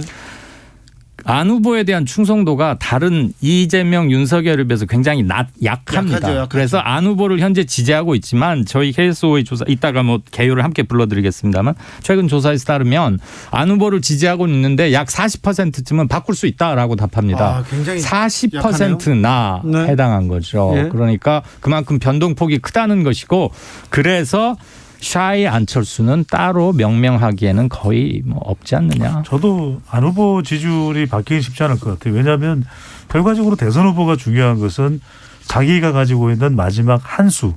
결정적으로 유권자들이 지지층들이 끝까지 자기를 지지해주는 이 이른바 충성도가 중요하거든요. 선거에 나가는 모든 후보들은 인지도 높여서 그러니까 지금 안철수라는 인물을 모르는 사람 거의 없잖아요. 예. 지난 10여 년간 우리 그렇죠. 선거 정치판에서 계속 머물러 왔을 건데 또한 호감도인데 호감도 나쁘지 않습니다. 지금 발표되는 호감도를 보면은 도덕적 리스크나 가족 배우자 리스크 등등을 따져보면 다른 후보들에 비해서 호감도 앞서 있습니다. 그런데 뭐가 문제냐. 마지막에 충성도입니다. 이 충성도는 이념에 의해서 지금 진영 간 나눠주고 있죠. 그러니까 북한 미사일 발사나 안보 이슈가 터지면 안철수 후보가 쫄아들어요.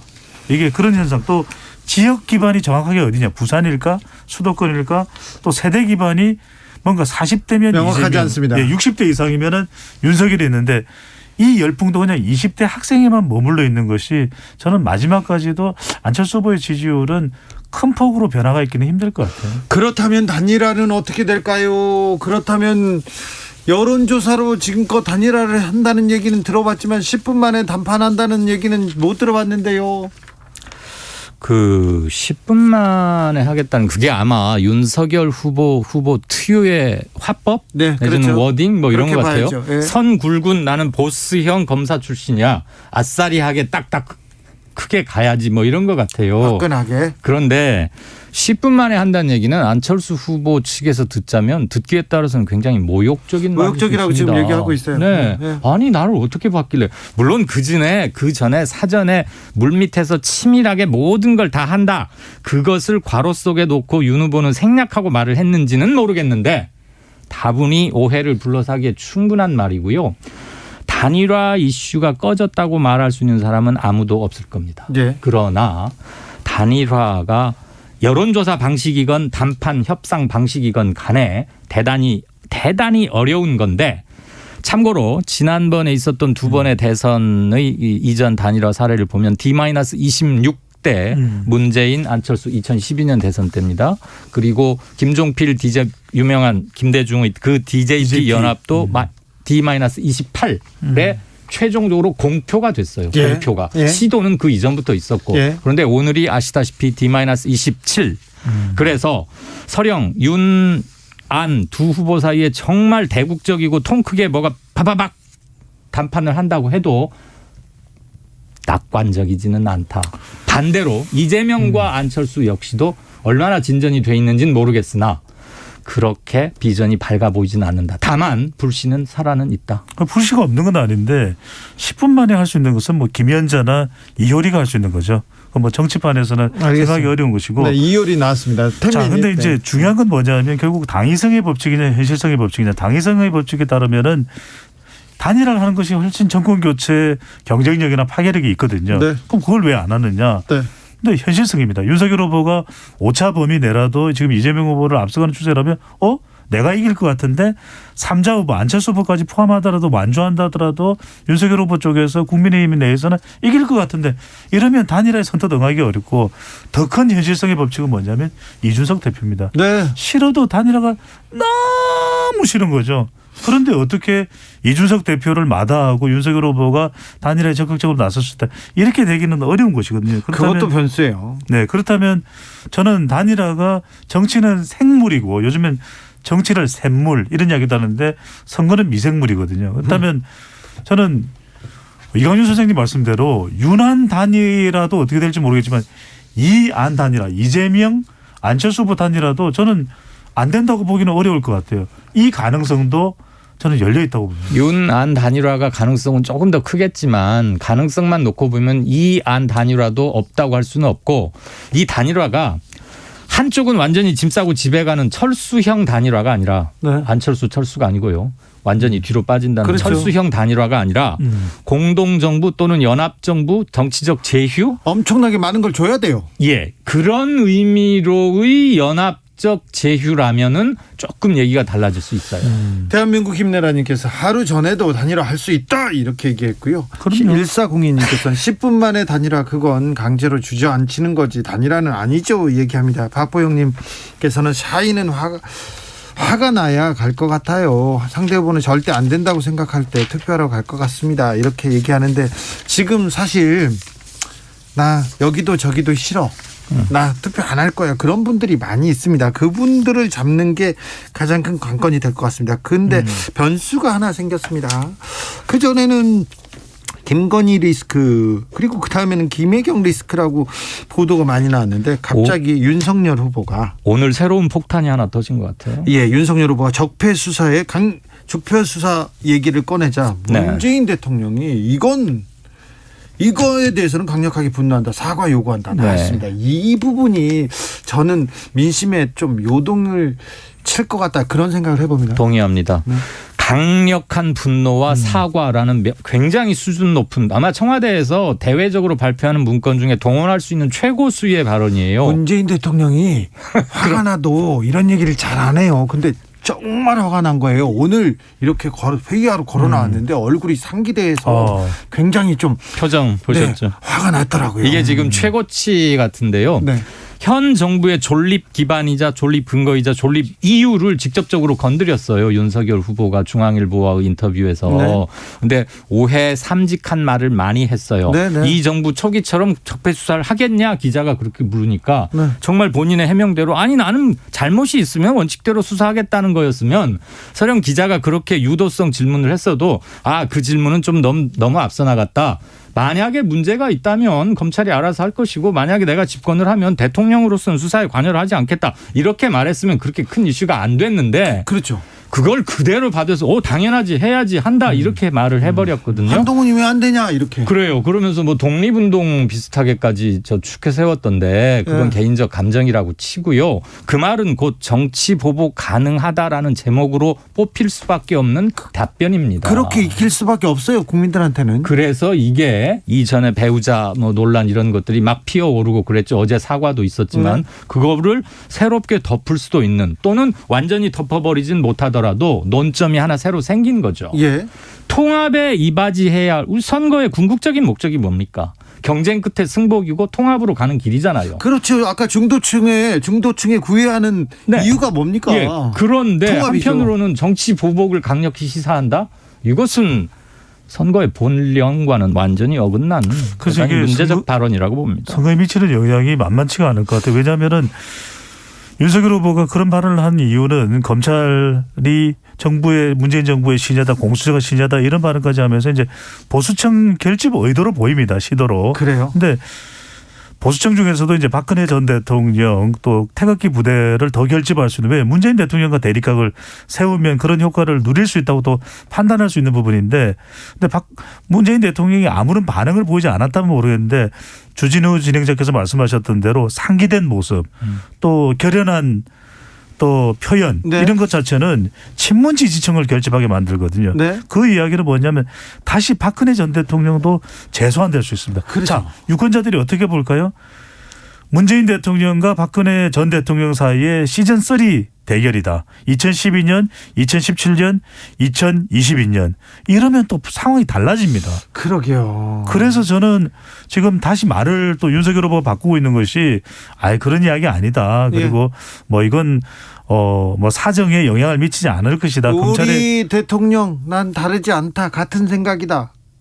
말은 그렇게 했어요. 말은 또 바꾸었는데 이게 일단 진화되기가 쉽지 않을 수도 있죠. 항상 첫 발언이 두 번째 해명 발언보다 당연히 강할 수밖에 없어요. 네. 신문에 무슨 오보가 나고 나중에 우표만하게 손톱만하게 바로 잡습니다라고 써봐야 바로 잡습니다만 잘 안 들어옵니다. 예. 자, 그 대통령의 강력한 반발을 불렀던 중앙일보와의 윤석열 후보의 발언은 전통적 보수층에서 아직 윤 후보에게 확실히 넘어온 것 같지 않은 표의 일부 결집을 할 수는 있습니다. 네. 그 효과는 있을 거예요. 그런데 지금 정권교체 심리의 각을 완전히 세움으로써 분명하게 확립하겠다는 건데 그만큼의 반작용 또는 플러스 알파로 전통적인 민주당 지지층에서 아직 이재명 후보에게 마음 못 준 쉽게 사람 가지 많아요. 않았던 사람들로 하여금 결집하게 위기 심리를 일부 자극할 수 있어요. 적폐 청산 그리고 검찰이 나서서 수사를 한다.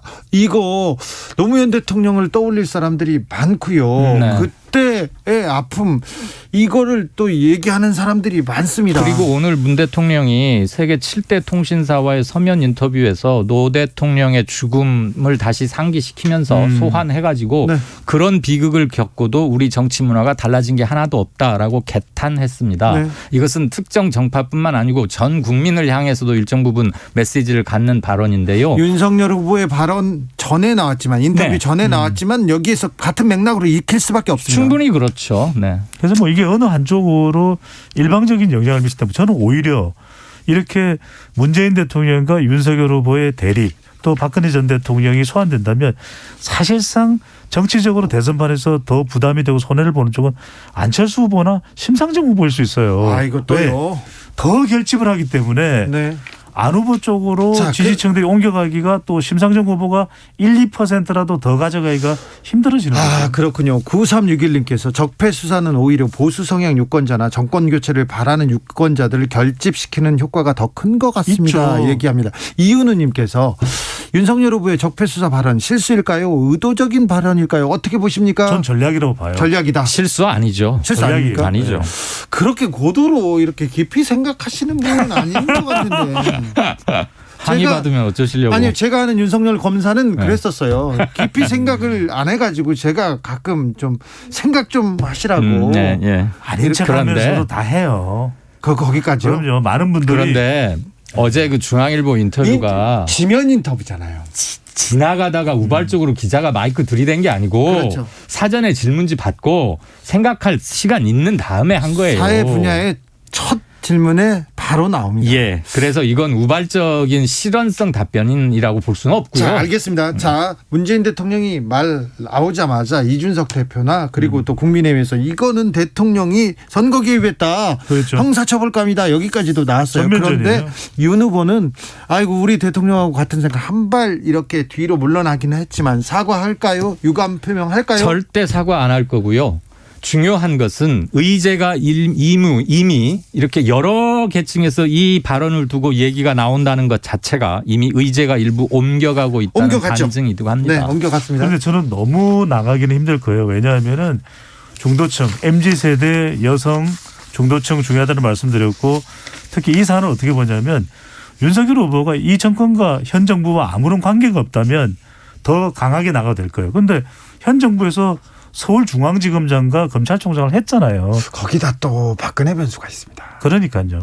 그렇죠. 너무 나가기는 힘들죠. 서로 확전은 좀 확전을 너무 전면 윤 후보 측에서는 네. 확전을 자제하려고 하겠죠. 그렇겠죠. 네. 네. 알겠습니다. 그리고 네. 이 논란이 계속 나가면 안철수 후보 지지층에 마이너스 영향, 안철수 후보 지지율에 네. 마이너스 영향을 미칠 거고 안 후보가 지금보다 한 2, 3% 더 빠져버리면 단일화 얘기 자체가 상당히 희석될 겁니다. 아무튼 윤석열 후보가 적폐 수사 발언을 했는데 지지율은 안철수 후보가 빠진답니다. 네, 내일 사자 토론에서 이 발언에 대해서 굉장히 큰 네. 열띤 토론이 있겠죠. 내일 토론될 거예요. 네, 토론됩니다. 이 부분요. 자, 근데 김혜경 씨가 대국민 사과를 했는데 이 부분은 이제 저 윤석열 후보의 발언 때문에 좀 묻혀가나요? 완전히 묻히기는 힘들 거예요. 일단락되지는 않습니까? 일단락되리라고 보는 건 조금 성급하지 않을까. 네. 어제 오후 5시에 긴급 열렸는데 그 뉴스가 퍼져나가는 과정 그리고 사과문을 한 번쯤 생각해보고 뭐 동영상을 돌려보기 위해서라도 사람들이 마음을 갖게 될 시간이 조금 필요하고요. 한두 가지 의문이 조금 남긴 남아요. 배 씨와 굉장히 오랫동안 교분이 인연이 있었다. 그걸로 사적 도움을 좀 받았다고 했는데 언제부터인지 성남시정 재직 시절에도 혹시 그런 게 있었다는 얘기인지 그다음에 배 씨의 채용 및 임명 과정에서 이 지사가 한 역할이 혹시 있는지 그다음에 배 씨 그 5급 여성분 이제 퇴직했지만 그분에게 주어진 일이 대외 의전이었지 않습니까? 공식적으로는. 그런데 가사를 돕고 뭐 이런 것들이 대외 의전은 아니잖아요. 네. 그런 거에 대해서는 좀 더 몸 낮은 자세로 입장 표명이 좀 있었으면 더 좋았겠다라는 아쉬움은 남습니다. 완전히 없어진 건 아니죠. 저는 국민 전환도 된다고 봐요. 왜냐하면 결국 이슈는 더 큰 이슈나 비등한 이슈를 만날 때 또 전환이 되는 거거든요. 네. 그렇다면 지금 윤석열 후보가 적폐 수사를 이야기한 건 거의 전면전 직전까지 가는 발언이거든요. 네. 그렇다면 그 이슈로 서로 간에 또 똘똘 뭉치는 것도 있고 또 하나는 이제 김건희 씨 윤석열 후보의 배우자인 김건희 씨 관련돼서 주가 조작 의혹이요. 주식 거래 관련된 의혹이죠. 의혹인데 네. 이것도 불거졌으니까 네. 저는 계속 이게 덮고 덮이고 이게 계속 반복되고 결과적으로는 후보자 등록일이 이제 13일, 14일이니까 첫 번째로는 배우자 리스크는 계속 갈 것 같아요. 네. 그 전에 단일화 리스크 또 안보 관련 이슈들이 우선적으로 배우자 리스크가 더 불거지기 전에 1차적으로 한 번 더 지지율에 또 영향을 미칠 거라고 봅니다. 사안의 성격상 보복 정치 가능성이 내포된 그 발언이 훨씬 파장이 큽니다. 네. 그렇죠. 그리고 정치권뿐만 아니라 국가 사회 국민들 삶에도 미치는 영향이 일정 부분 미치는 있어서 영향이 국민들한테도 그렇게 받아들여집니다. 이게 하루 이틀 만에 빨리 끝날 사안은 아니고요. 뭐 법인카드 유용 아무튼 공적 자원의 사적 유용 김혜경 씨의 그것은 직관적으로 빨리 오고 자극이 오고 빨리 반응하는 특성은 갖고 있습니다. 근데 이런 김건희 우리 지난번 사과 파동에서도 한번 겪어봤듯이 일종의 학습 효과가 있잖아요. 굉장히 여론이 나빴지만 어쨌거나 사과를 거치면서 점점점 일단락 되어 갔던 것을 우리가 봤어요. 그래서 그거보다는 보복 정치 가능성 부분이 조금 더 내연의 소지가 큽니다. 이거는 이 소장님 말씀에 덧붙여야 될 것이 유권자들이 인식할 때 물론 이제 대통령 지지층들이 그렇게 인식할 가능성이 높죠. 윤석열 후보가 대통령이 된다면 문재인 대통령 수사받겠네. 그렇죠. 이게 굉장히 선거판에 미치는 인식적 그렇죠. 영향이 클 수 있다는 거죠. 네, 아무튼 양쪽 지지층은 더 단단하게 지금 결집할 가능성으로 보입니다. 3321님께서 일반 유권자들이 진짜 적폐 청산이라는 단어를 정치 보복이라고 받아들일까요? 다분히 정치적인 입장이 해석인 것 같습니다. 이렇게 얘기하셨고요. 닥터킴님께서는 대통령 후보가 대통령 권한에 없는 수사를 언급한 것 자체가 정확히 정치 보복입니다. 정곡을 찔렀네요. 방금 그분 네. 댓글. 아무튼 입장은 명확하게 양측 간의 입장은 명확하게 아까 제가 갈랐습니다. 언급해드린 통계 개요는 잠깐 불러드려야 되는 거 아닌가요? 네. 그래야 혼나지 않죠? 네. 저희 KSOI가 TBS 의뢰로 지난 2월 4일, 5일 실시한 여론조사였고요.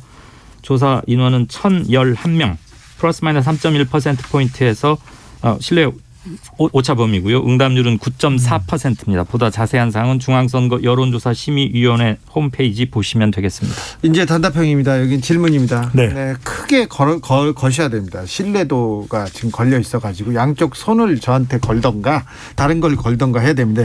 자, 대선 당일날 투표 시간이 6시에서 7시 반까지 이렇게 늘어날 것 같습니다. 현장 투표가. 네. 이건 어떤 영향을 미칩니까? 누구한테 유리합니까? 어느 정당에 특별한 유불리 없다에 겁니다. 그렇습니까?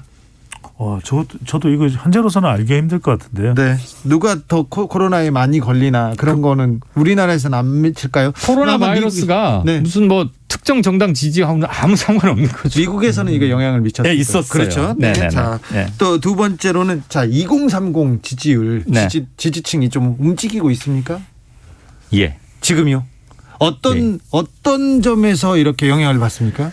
한 열흘 전에 비하면 2030에서 아직 정하지 못한 층은 많이 줄었어요. 네. 한 22% 정도에서 한 12, 3% 저희 걸로는 그렇게 줄었는데 정한 사람들 중에서도 아직 가변성 역시 25% 정도 됩니다. 네. 저는 30대가 중요한 것 같아요. 왜냐하면 20대도 변동성이 있지만 20대는 대체적으로 보수적 성격 띠고 있는데 30대의 경우에는 아직까지도 이재명 후보가 앞서 나가다 좀 팽팽해지는. 그러니까 윤석열 후보는 이준석 대표의 2030 MZ세대 견인 마법을 생각하면 30대를 더 끌어당겨야 되거든요. 네. 그래서 저는 20대도 중요한데 30대가 어떤 판세로 가느냐 더 중요하죠. 30대에서는 이재명 후보가 우위에 있었는데 이 부분을 윤석열 후보가 얼마나 좀 잡아가느냐 거기에 또 중요합니다. 30대 50대. 자, 네. 서울은요. 서울 제가 서울이요. 말씀드릴게요. 서울은 5주 연속 윤 후보가 오차범위 밖으로 이기고 있습니다. 서울에서 이재명 후보가 윤석열 후보한테 지면 대선에서 이기기 힘듭니다. 그렇죠. 어느 후보든 서울을 놓치고서 이겨본 사람은 박근혜 후보 한 명뿐이었습니다. 2012년 대선에서. 그렇죠. 근데 윤석열 후보는 뭐 영남의 지지가 있기 때문에 수도권에서 조금 지더라도 승부를 걸어볼 수 있으나 이재명 후보가 서울에서 진다면 이거는 굉장히 암울한 소식이 될 수 있습니다. 네, 저희 조사 최근 걸로는 서울 이재명 37.8, 윤석열 44.2, 안철수 7.6으로 잡혔습니다. 그래요. 네. 앞서 여론조사 개요는 말씀드렸습니다. 네. 서울에서 중요한 것이 저는 서울에서 이번 선거는 조금 다를 것 같아요. 반드시 이기지 않는다 하더라도 그 격차. 네. 그러니까 이재명 후보, 윤석열 후보 어느 쪽이든 한 자릿수, 그것도 5%포인트 이내의 득표 결과가 나타나냐 아니면 더 벌어지냐 서울에서. 네. 자, 지난 재보궐선거에서 서울에서 20%포인트 이상. 네, 국민의힘에서 압도적으로 20% 가까이 이겼죠. 네.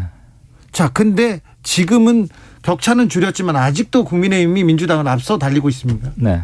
그 정도 격차는 아니고요. 4월 재보선 성격이 달라요. 선거 그 서울시장을 뽑는 선거와 대통령 선거를 뽑는 것은 그 투표에 임하는 유권자들의 생각도 다르고 4월의 정치 지형과 각 당이 예비 경선을 거치면서 대선 후보를 뽑고 풍파를 거치면서 여기까지 온 시점을 단순 비교할 수는 없죠. 네. 그때보다는 굉장히 줄어 있는 건 맞습니다. 그러나 윤 후보가 경합 우세 상태인 것 또한 맞습니다. 아까 저 서울 이야기를 그 확진자 투표 시간 늘어난 거 이야기하셨는데 저는 특히 서울이 중요한 것 같아요. 네. 그 점에서 왜 중요하냐면 지난해 4월 보궐선거 때는 부동산이 지배적이었거든요. 그렇죠. 그런데 지금 서울 판세가 달라진 건 여기에 코로나와 청년이 들어가 있어요. 그렇죠. 그러니까 결국 서울에서 확진자 수가 상당히 비수도권에 비하면 많은데 네.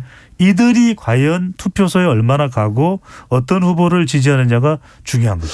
코로나 정점에 가까운 상황에서 치르는 대선입니다. 이것도 네. 큰 변수가 될 수 있습니다. 사실 이런 팬데믹은 거의 천재지변에 준하는 성격이어서 천재지변이죠. 어느 정권이건 간에 전적으로 100% 책임을 묻기란 솔직히 힘든 점이 있습니다. 그렇죠. 그런데 이런 게 장기화되고 그러면은 사람들이 총괄적인 국정 책임을 지고 있는 쪽에 그동안 방역 정책도 다 펴왔으니까 그쪽에 약간의 원망을 하게 돼 있을 겁니다. 그래서 코로나가 지금 예상되기로 오미크론 정점이 공교롭게도 3월 대선 투표율과 비슷하다는 거 아닙니까? 아까 이재갑 교수도 그렇게 예측을 하던데 여당에게는 좋지 않은 징조인 것은 분명하죠. 여기까지. 저는 조금 다르서 짧게만. 왜냐하면 그래서 사전투표를 상당히 많이 할 수도 있거든요. 10명 중에서 4명 이상은 사전투표를 할 수도 있기 때문에 저는 사전투표도 근데 비슷해 날짜가. 근데 그런 것까지 감안하면 뭐 굳이 여당에 불리하다고만 할 수는 없을 수도 있다. 알겠습니다. 심리적으로 좀 그렇다는 얘기예요. 그렇죠. 네. 방역에 대해서는 뭐 우리나라가 잘해내고 있다고는 얘기를 했는데 이걸 또 국민들이 어떻게 평가할지.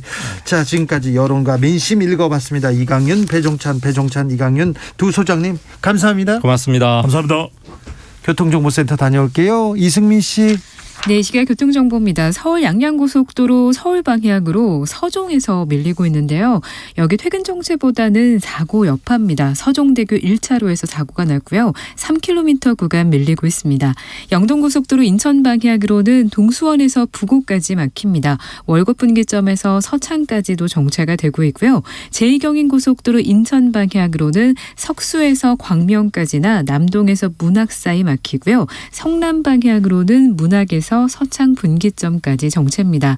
서울시내 강변북로 구리 방향으로는 영동대교 부근 3차로에서 사고를 처리하고 있습니다. 뒤로 한강대교부터 여파를 받고 있는데요. 한강대교에서 영동대교까지 가는데 35분 정도 걸리고 있고요. 반대 일산 쪽 반포대교에서 가양대교까지 정체고 이 구간 지났는데 45분 정도 소요되고 있습니다. KBS 교통정보센터였습니다. 대선을 향해 외쳐라. 하루 한 소원. 주진우 라이브 청취자들이 보내주신 정치권에 바라는 소원. 하루에 하나씩 정치권을 향해 날려드립니다. 오늘의 소원은 002님. 정치인분들께 바랍니다. 선거할 때만 국민을 섬기지 말고 평상시에도 늘 보살펴주세요. 반대를 위한 반대는 그만하시고 법안 좀 빨리 통과시켜주세요. 대선까지 D-27일 하루 한 소원. 내일도 기대해주세요.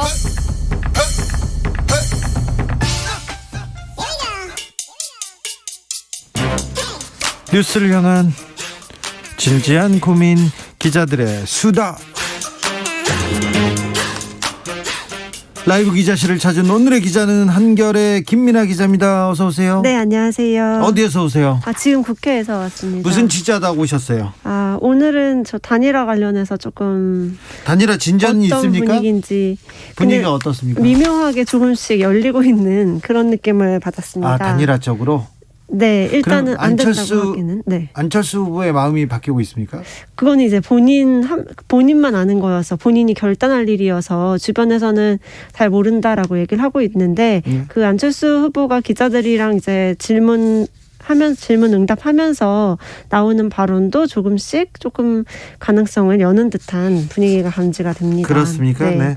그런데요, 이 코로나 시대에는 저 유세를 어떻게 해요? 선거운동을? 그러게요. 지금 이제 바깥에서 네네. 대규모 동원 이런 그 공연 같은 유세 이런 건 없잖아요. 맞습니다. 코로나로 치러지는 첫 대선이기 때문에 각 당에서도 어떻게 준비를 하고 있는지 또 예전과 굉장히 달라진 풍경들이 많은데요. 국민의힘 같은 경우에는 오늘 유세곡이랑 이런 거는 이전처럼 정리를 해서 발표를 했습니다. 유세를 다니긴 다닐 것인데 가장 그런 방역 상황을 정말 최대로 잘 챙겨서 감염 조심하면서 다니겠다라고 이렇게 하고 있고, 또 후보가 현장에 모두 다 들리기보다는 그 AI 윤석열을 이용해서 각 지역마다 맞춤형으로 정책을 발표하고 유권자들을 만난다 이렇게 조금 밝혔습니다. AI가? 네.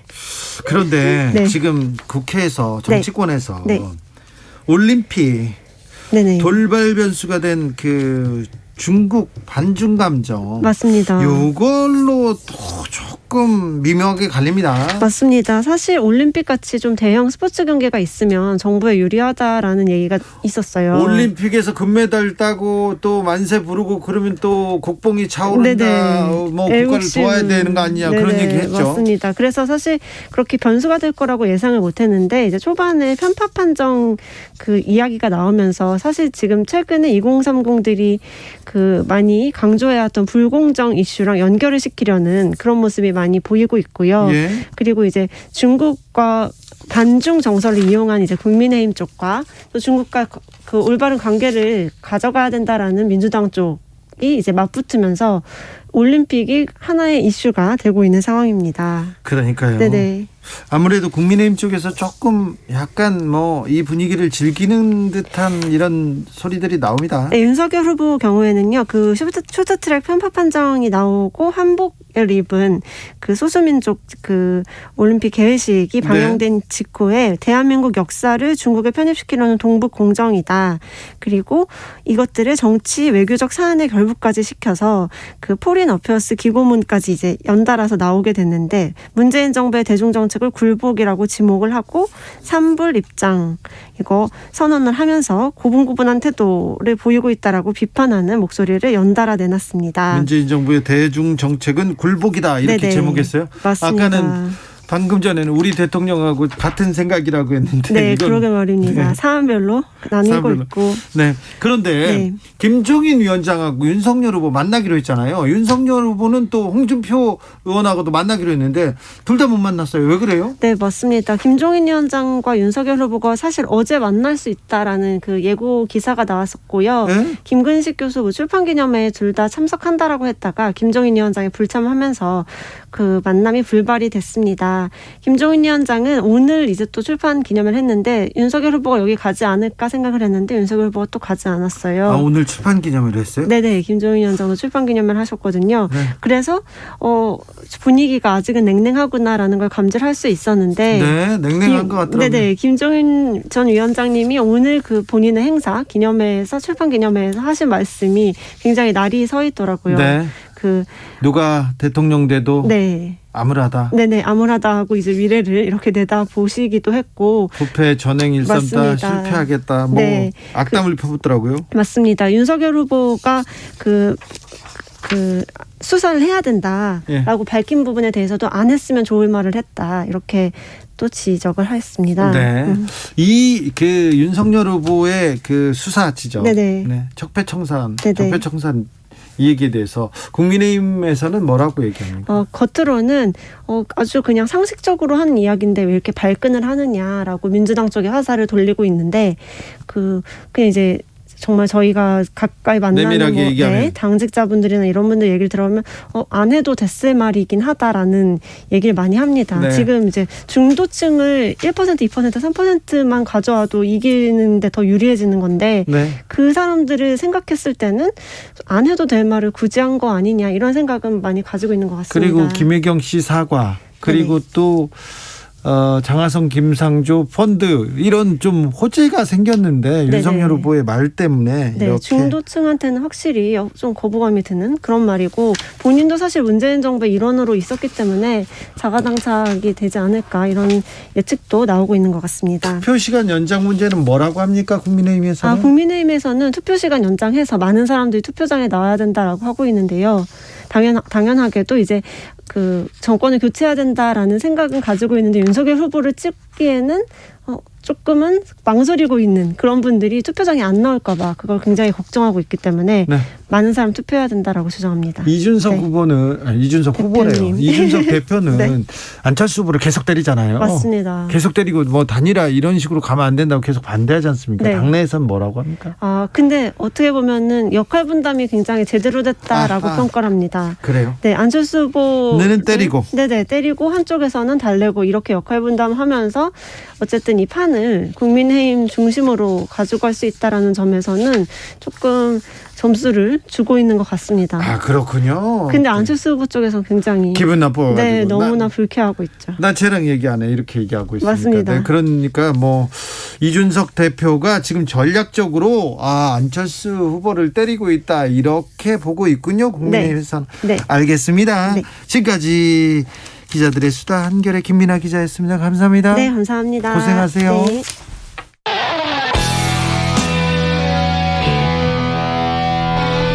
스치기만 해도 똑똑해진다. 드라이브 스루 시사 주진우 라이브.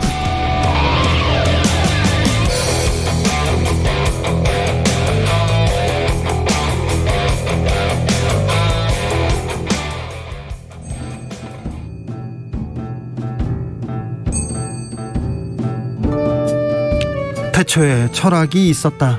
하늘과 땅 사이 쏟아지는 궁금증, 세상의 모든 질문, 이제 철학으로 풀어보겠습니다. 철학 어렵다고요? 일단 맛이라도 봅시다. 철학의 맛.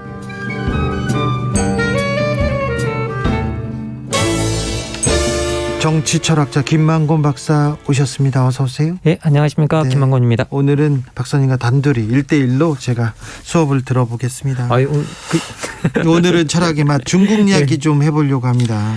올림픽에서 올림픽에서 올림픽 정신, 스포츠맨십, 평화 이런 얘기보다는 좀 분노가 지금 있어요. 편파 판정 때문에 그렇고 한복 논란도 있었어요. 이 베이징 논란 어떻게 보고 계십니까? 아니 뭐 제가 쇼트트랙 전문가가 아니지만 뭐 저도 보면서 열은 좀 받았었는데요.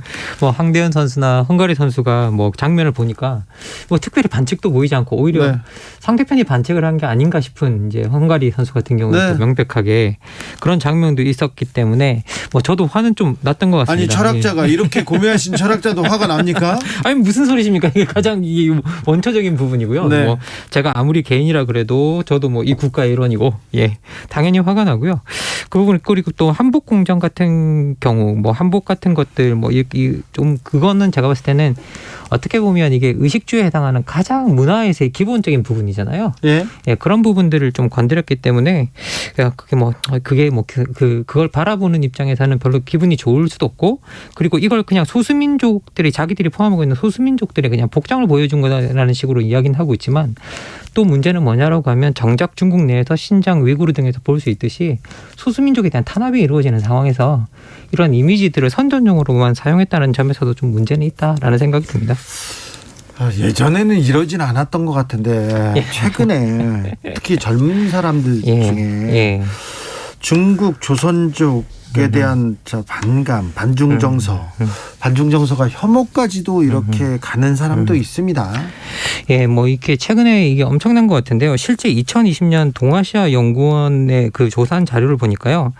한반도 주변 4강 중 최근 5년 새에 한국인들의 적대감이 가장 큰 폭으로 늘어난 국가가 중국이고 우호감이 가장 큰 폭으로 줄어든 국가도 중국이었습니다. 아, 그래요? 그러니까 적대감은 늘어나고 우호감이 이제 줄어든 국가도 다 이제 그거였는데요. 근데 실제로 이걸 내용을 좀 들여다보면 이제 뭐 좀 왜 젊은 층에서 이럴까라는 생각을 우리가 좀 할 수 있는데 내용을 들여다보면 이해를 할 수 있는 어떤 부분도 좀 있는 것 같습니다. 실제 이제 우리가 흔히 농담처럼 제가 실제로는 이렇게 그 어떤 젊은 분이 쓴 칼럼도 봤는데요.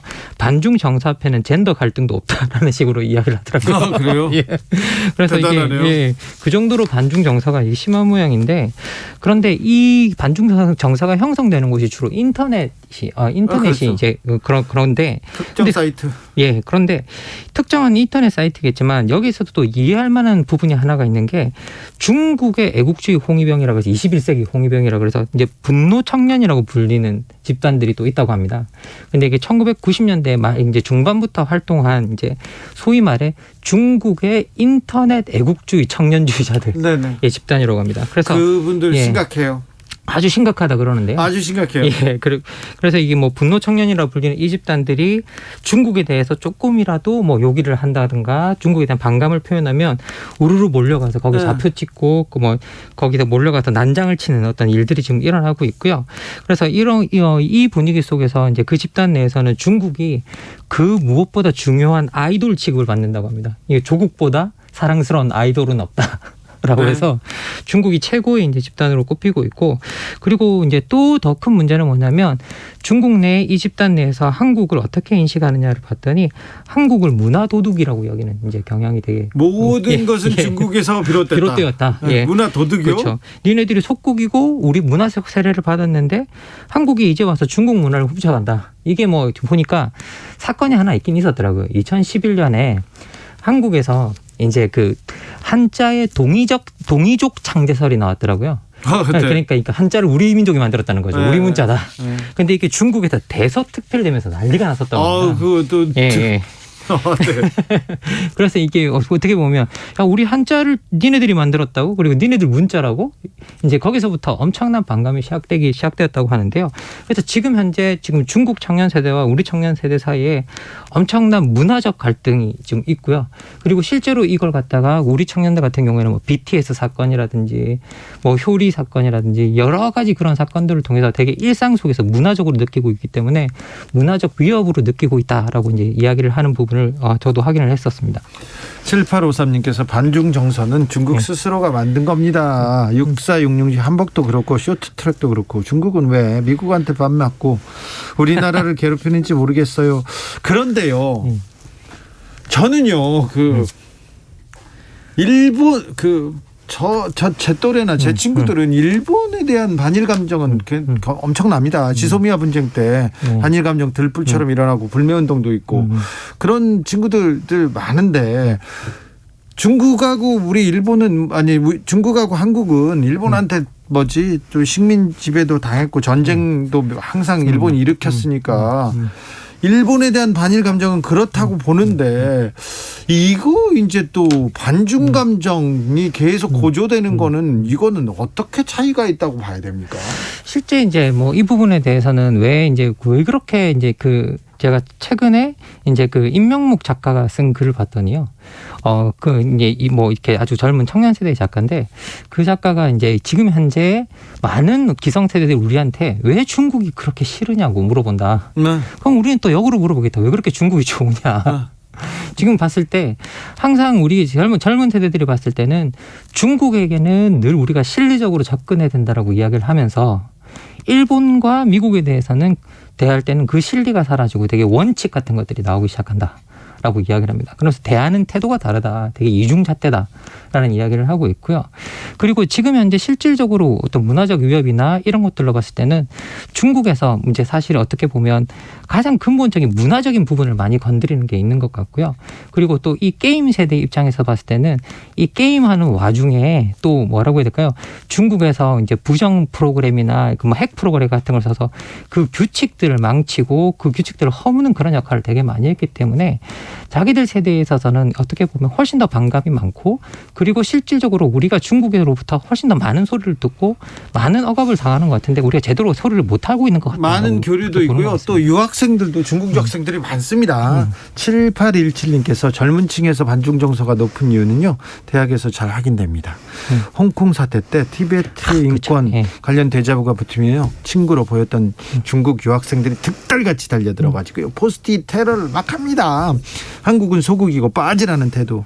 중국 우월주의 모두 대학가에서 보게 됩니다. 필요할 때는 와서 공부하고 자기들 기분 나쁘면 마음대로 하는 이 문화가 뭔가요? 젊은 세대는 중국 친구들하고 접촉면이 좀 넓어요. 네, 그리고 사실은 젊은이들한테 인식을 했을 때 중국이 왜 싫으냐라고 물어봤을 때 가장 많은 대답이 교양이 없어서다. 라고 이제 중국인의 교양이 없어서다가 40%가 넘었고요. 그리고 그 다음에 그 민주주의와 인권에 대한 탄압, 민주주의 부재와 인권에 대한 탄압이 그 다음으로 등장한 걸 보면 지금 말씀하신 내용이 그대로 다 반영되고 있다는 생각이 듭니다. 홍콩 티베트 문제도 있었고요. 2095님께서 일본은 원래부터 싫었고요. 중국은 점점 싫어집니다. 얘기하는데 이렇게 좀 이웃들하고 잘 지내야 되는데 점점 싫어집니다. 이런 분들이 많습니다. 일본은 경제나 문화에 대해서 어떤 부분 또 배울 것도 있어요. 좋아하진 않지만 배울 것도 있는데 중국은요. 이 사람들도 그래요. 일본은 근면하고 깨끗하고 이런 것도 배워야 된다. 약속도 잘 지킨다. 청결하다. 이런 얘기도 하는데 중국에서는 배울 게 없다. 이렇게 얘기하는 분들도 많더라고요. 사실은 최근에 이제 우리가 중국에서 국제 정치나 이런 데서 확인할 수 있는 것들은 중국 패권주의가 워낙 강해지고 있고요. 네. 사실 어떻게 보면 일본은 그 패권주의가 저물었던 상태에서 우리 젊은 세대들이 일본을 받고, 그렇죠. 예, 그리고 이제 우리 젊은 세대들한 입장에서 봤을 때는 이제 중국 패권주의가 부상하는 그렇죠. 입장에서 이제 이걸 보기 때문에 거기에 대한 반감이 더 심할 수 있다라는 생각은 드는데요. 기본적으로 이제 이 지금 현재 나오고 있는 중국 패권주의가 중국몽이 상징하고 있고. 일대일로가 상징하고 있듯이 그런 정책들 자체가 되게 중국 중심적이고 패권적인데 사실 이게 우리 젊은이들만 그런 건 아니에요. 왜냐하면 미국에서 퓨 리서치라는 기관에서 전 세계인의 의식 조사를 했을 때 전 세계인의 74% 거의 74%가 중국에 대해서 호감이 없다. 비호감이다라고 이제 답을 했었는데 지금 이렇게 중국이 하고 있는 어떤 중국의 패권주의적 태도가 사실은 사람들한테 설득력 없이 작동하고 있다라는 생각이 반감을 불러오기도 합니다. 네. 2849님 이웃나라들과 반감을 갖고 살아가는 것 큰 문제입니다. 지금은 영토를 점령하는 시대는 아니라고 하지만 일본 중국과 반감으로 큰 손실을 볼 수 있어요. 그렇죠. 우리는 일본과 중국과 가장 가까운 데서 무역도 경제적으로도 많이 얽혀 있죠. 정치적으로도 그렇고요. 4625님 중국을 좋아하지는 않아요. 하지만 실리를 따져야죠. 미국은 좋아합니다. 일본은 용서가 안 되죠. 이렇게 얘기합니다. 네. 네. 저런 분들이 많습니다. 네.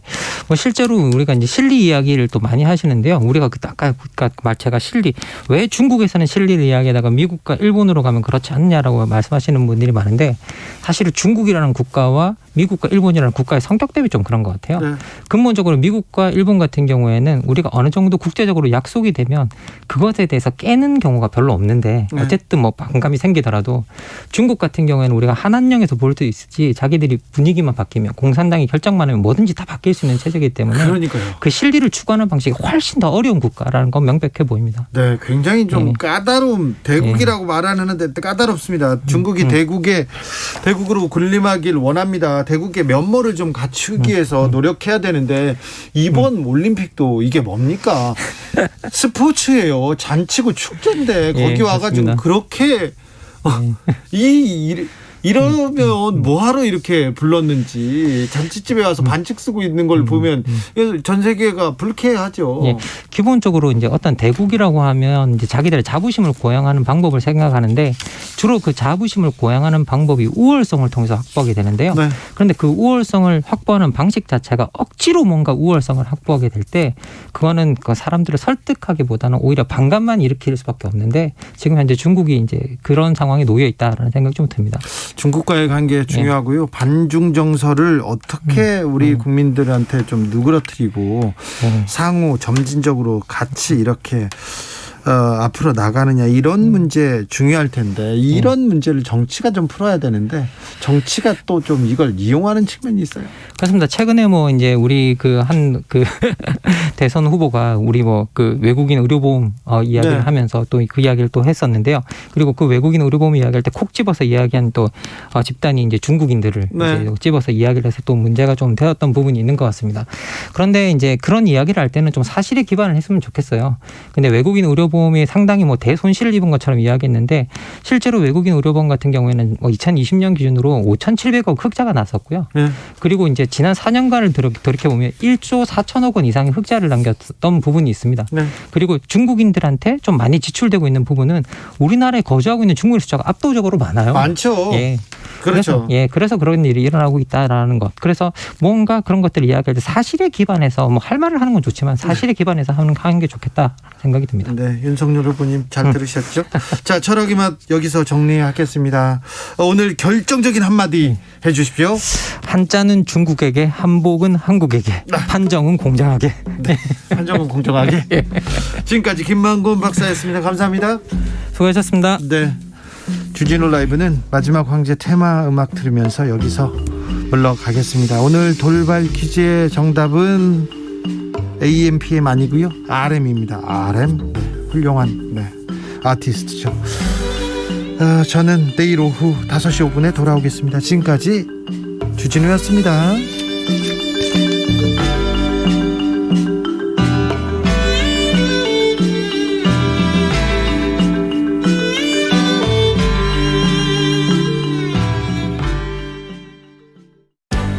여기 아주 특별한 책이 있습니다. 서점에서 볼 수